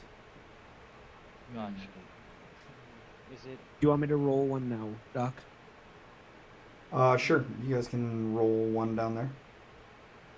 Well, It's going to be this plus an additional 2. Is perception or investigation? Yep.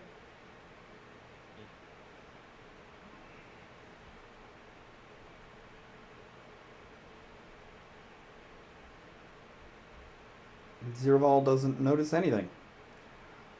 Ingrid, however, you do notice that there is that symbol on the door down there as well. It didn't give my plus 8, to be clear. That's okay. You also did not notice the symbol with a 11. That's fair. DC was 12. That's why everybody else has seen stuff. All right. Well, maybe we should talk to the guild about this. I mean, I don't know anything about Gale curses of death and sadness and sleeping. Well, So, if you, Puck, you just do me one thing. yeah. You help me put this person's body on the floor. I want to do a checkup on it, see if there's any other ailments on the I have body. to touch it? Oh, that's so gross. It's a. Oh, but the corpses aren't. Yeah, listen, I make the corpses pretty. I put flowers and mushrooms and different leaves all over them. This is just a normal fucking person. Gross. Nasty. Okay, you know what? Give me 10 minutes and I'll have my undead touch it instead. You guys that are in that lower house. Yeah. As you enter, like as you're in there looking around, you also hear. Let me get zoomed in down there so I can have a little finer movement. Over at these boxes, you hear something moving around.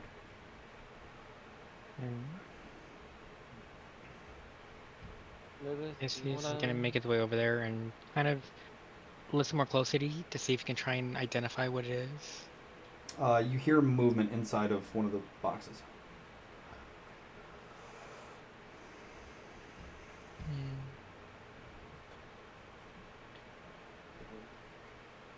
What do we think that could be? Should we all heard it? Yes. Well, yeah, Zirval would have as well with the 13. And how big are the boxes? They're rather large. So it could fit like a person in there, as an example. Oh yeah. Okay. Yep. What do we think this could be? Let's just cut out the middleman and find out anyways. Let's just open the box. Nothing's bad if it happens if you open the box. My computer crap feel like stuck out. Yeah. Holy. Cassius is gonna prepare himself just in case it's something dangerous. I feel Yeah, like Zirval- that could happen. Zirval's give going it to a- prepare wild cards just in case. Okay. I think Ingrid is gonna have her crossbow out just to conserve it. So do either of you have anything good for cutting?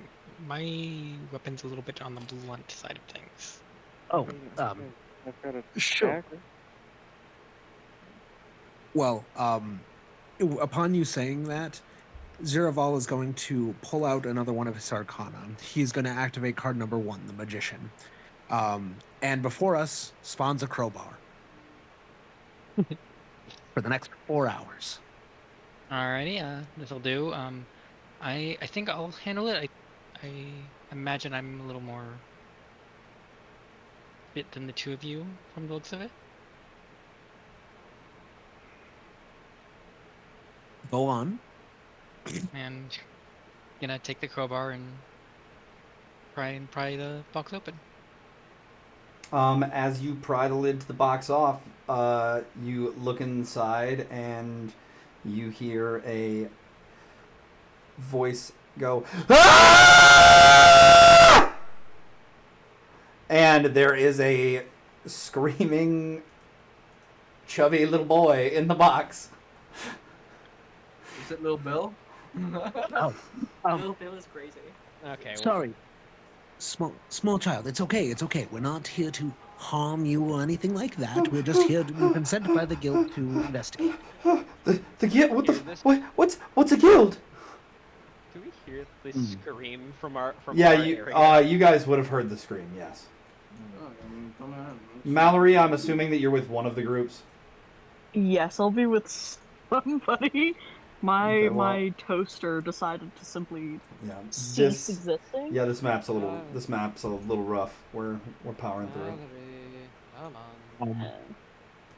I would like to attempt to use like my tarot deck to kind of go through and have a little performance for the boy using minor illusion as well.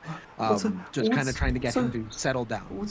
Why are you doing weird things? What's a guild? Why are you people here? You're not with them, are you? Who are they? Who's them? Who are you referring to? There were these people. They've been dropping off food and drink and other things like it's normal stock deliveries to the town, but over time weird things started happening. Like my parents over there, they started acting strangely, and then all of a sudden tonight they just passed out at dinner, and they've got these scales and things, and I don't know what's happening. You said it was Maybe there's some sort of poison going around? by any chance, do you know where your food supply is, or where I could look at any of the food that they were dropping off and drink? Well, it's the stuff that is on the table there. I know that. But I haven't been eating any of it because I've got stuff that I might have hidden away that I like better that I was eating. You're good. I might have done something I shouldn't once. Get those fuck ass mutton chops you have on the side of your face. Oops, sorry. Doll, would you like to help me analyze this? The food? What do you mean? There's something you shouldn't have done? Were What these was that? were these food drops always happening? Well, it stopped being the normal man that brings the deliveries to the village, and it started being these other guys, and they were really weird, and they gave me a bad vibe. So, one time I followed them. And what did you see? Where they were here? They went to the old tower outside of town. Nobody goes there anymore, and I heard weird sounds inside. Oh, it's the Goon Cave. Did we travel like primarily east, like no real deviation from where we arrived? East and southeast. Okay, so would that be like northwest of here? It's to the northeast.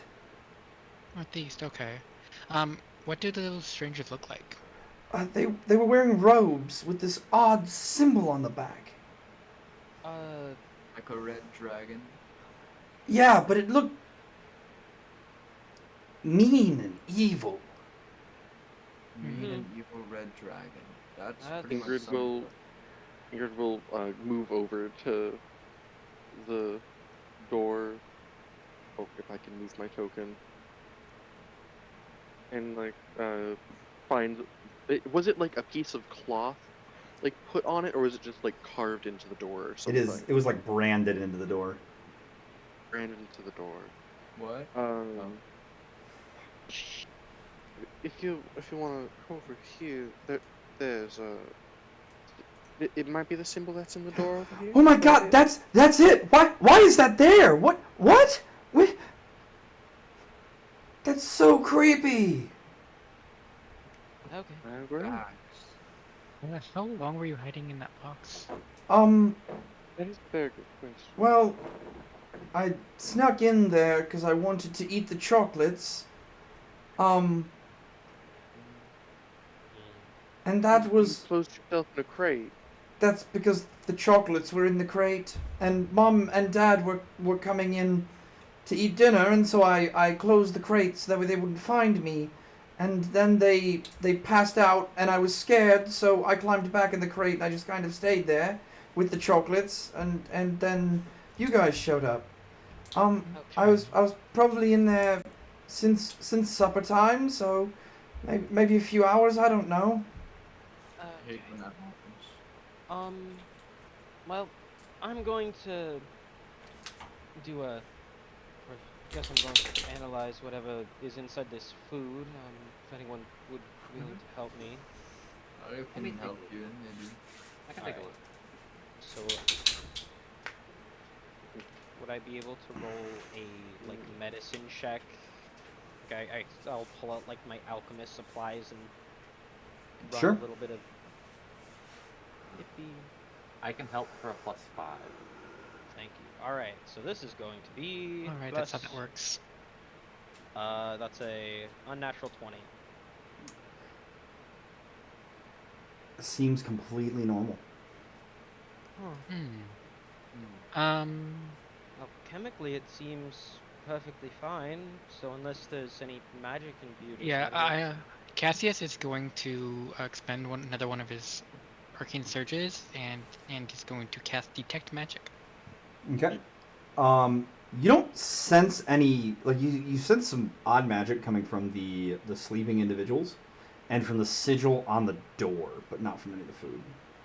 I'm not sensing anything from the food, but I am sensing from the door.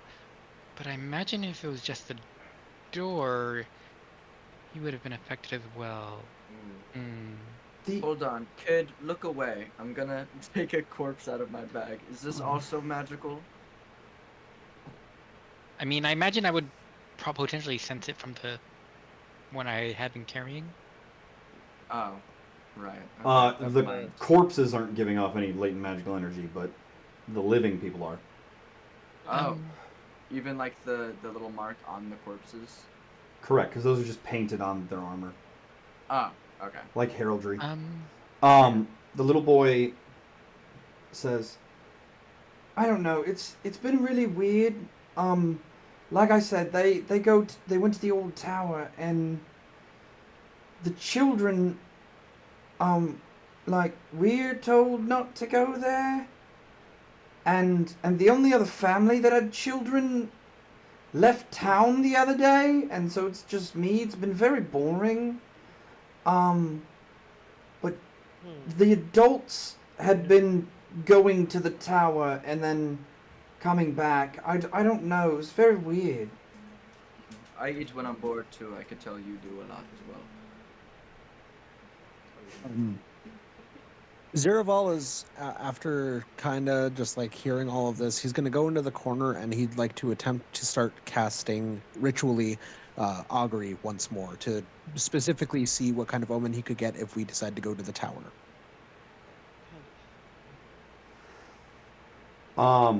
You're getting a very, very dark sense of the tower. However, it seems like that is where you need to go.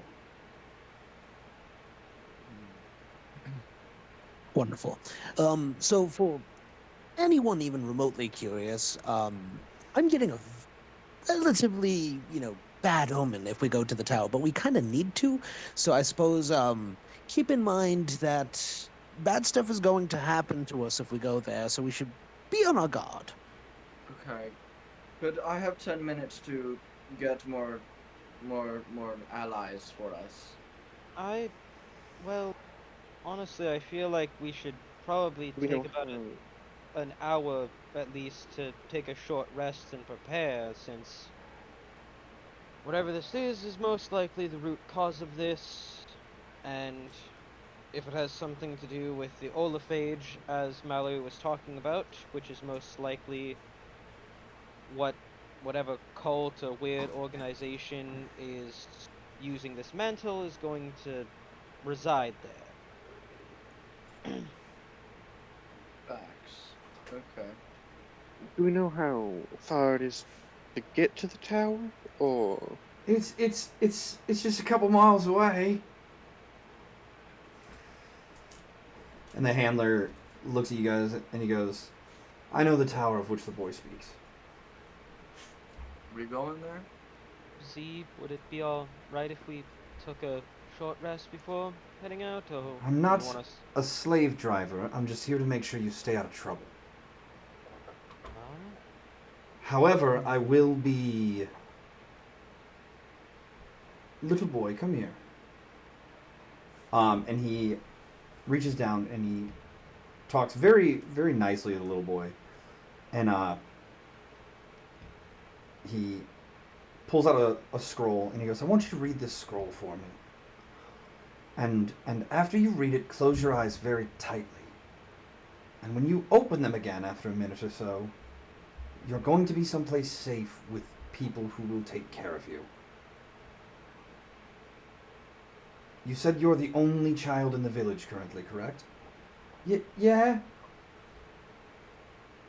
Okay.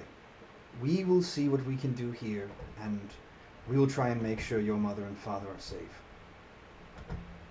And he hands the little boy the scroll, and the little boy reads the scroll, and he squeezes his eyes tight, and pff, the little boy vanishes. And he has been teleported back to the guild.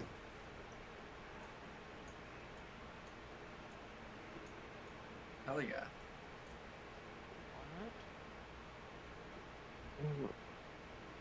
do we think that maybe the brands on the door might be responsible for the disturbance in the teleportation when we tried to go directly here?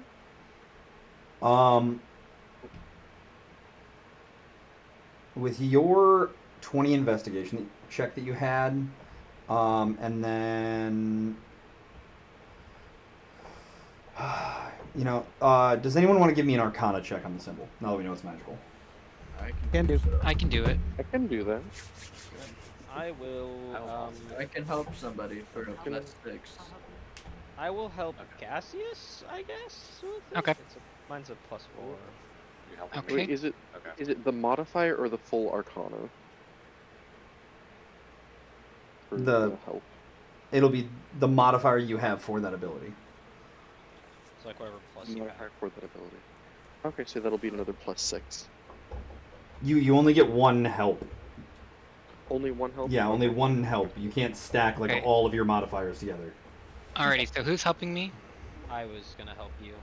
Okay, so I guess I 11 helped Anya then. plus my 7 is 18 plus your 4 is 22. 24 for Tanya plus Lilith. Okay, so you guys can tell that this is a sort of like divination magic. It is meant to watch the area, and it also kind of acts as a ward when strung together with the other symbols around the village to keep out teleportation coming to the village. So.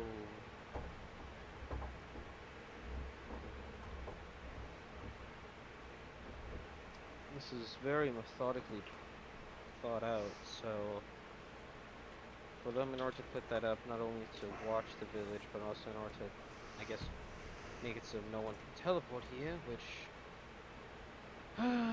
means that they might have already expected at least adventurers to show up here.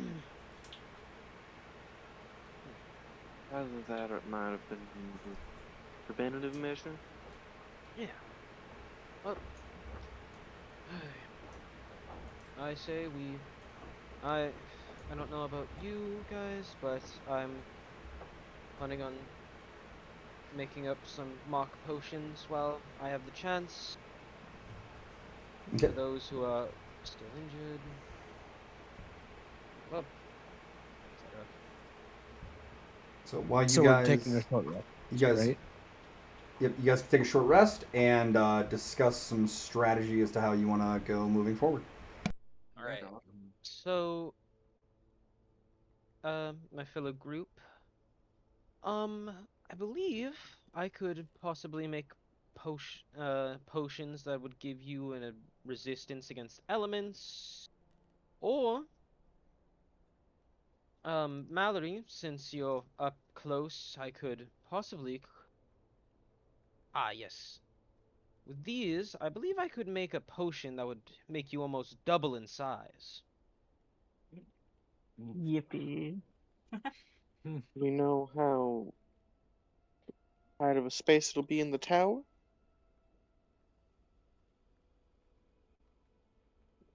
Because if the space is limited, I don't think it would be a good idea to make her bigger than she already is. Well, that's if she drinks it, or if not, I can make it, and if we don't need it, we can. Well, Believe. I was more so. Z, you seem like you at least knew of the tower. Do you know how spacious it is, or if it's. No? Okay. I could always make a potion to make someone smaller, but I don't think that would help very much. I think Hmm. that the elemental resilience could be pretty good. What element specifically? Let's. I mean, Before. based off of the dragon stuff and the one guy breathing fire, I'd say fire. Alright. I am going to. Let's see. I'll use one reagent die from that to make a potion of fire resistance, and then I will use 2 of the herbs from my bag to make 2 potions of healing. Should only have how many left? 4. Doc. And then uh, I'm gonna use reagent synthesis, so when you finish short rest, you gain an additional number of reagents up to your wisdom modifier, so that will bring me back to 6. With all of the potions.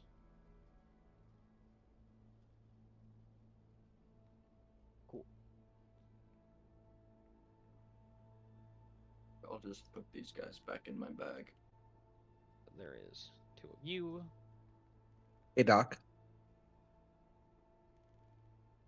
Yes. The role that I just sent you is me replacing my devil card that I got and replacing it with the strength. Okay. For the magic item. I'm just gonna pop over here and then hand Mallory a potion of fire resistance. Yippee. It's the exact same way it functions on D&D Beyond, except for after once you take a long rest, it will no longer have its properties. Because it's after 24 hours. Okay. So, the information that you guys have about the tower is you don't know anything about the insides of the tower. However, you do know the tower has 4 floors and a roof.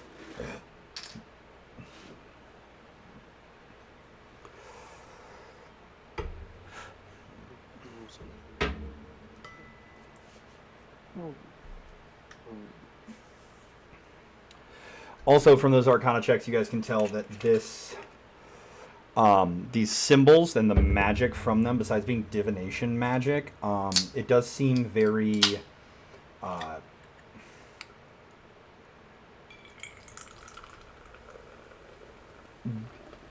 devilish in origin, so to speak. Fiendish, or specifically devil. In this setting, I would say probably currently not a huge difference between the two. Okay. It comes from the hells. Well, the last one spoke Abyssal, so I'd be able to translate in case they say anything. If they speak Abyssal also.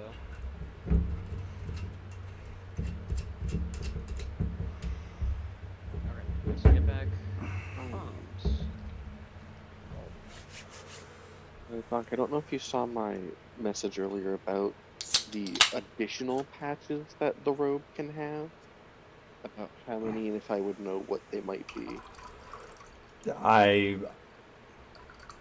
do not know off the top of my head right this second. I can look at it here in a moment. Cool.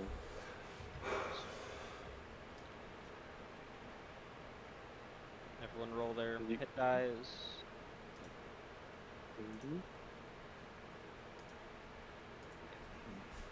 And I was just gonna do the same temp thing that I did at the start. I'm assuming everyone would be inside the radius. So that will be D10 plus 3. 5 temp. If you already have more than that, you can just... We wouldn't lose the temp from the original one. Yeah. From our short rest, right? I Temp don't hit points don't stack. I know. I'm just saying, like, Right. we would keep those instead of losing I them was- to these ones. I was just reapplying it to those who already lost it, and to those who got hit. It has 3 additional patches.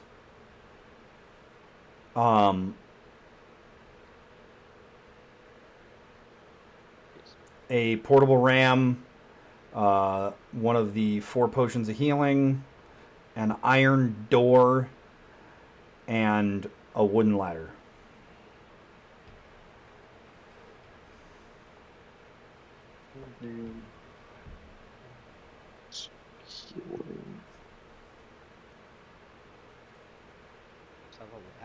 Should portable ram, 4 potions of healing, an iron door, and the ladder. 24-foot long wooden ladder. I think it was 1 of 4 potions of healing. No, it's 4. One patch has 4 potions of healing in it. Oh. Yeah. Red, how much healing or 10 hit points did we get? 5. If you already have more, you don't have to take it. I got hit with the fire breath. That would have taken the entire life. Well, 5. All right. So, if you guys are good to go,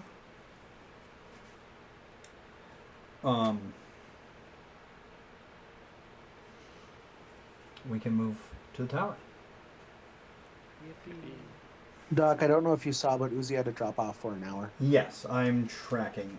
So the way that's going to get played is he is going to spend time outside of the tower, summoning his little guys.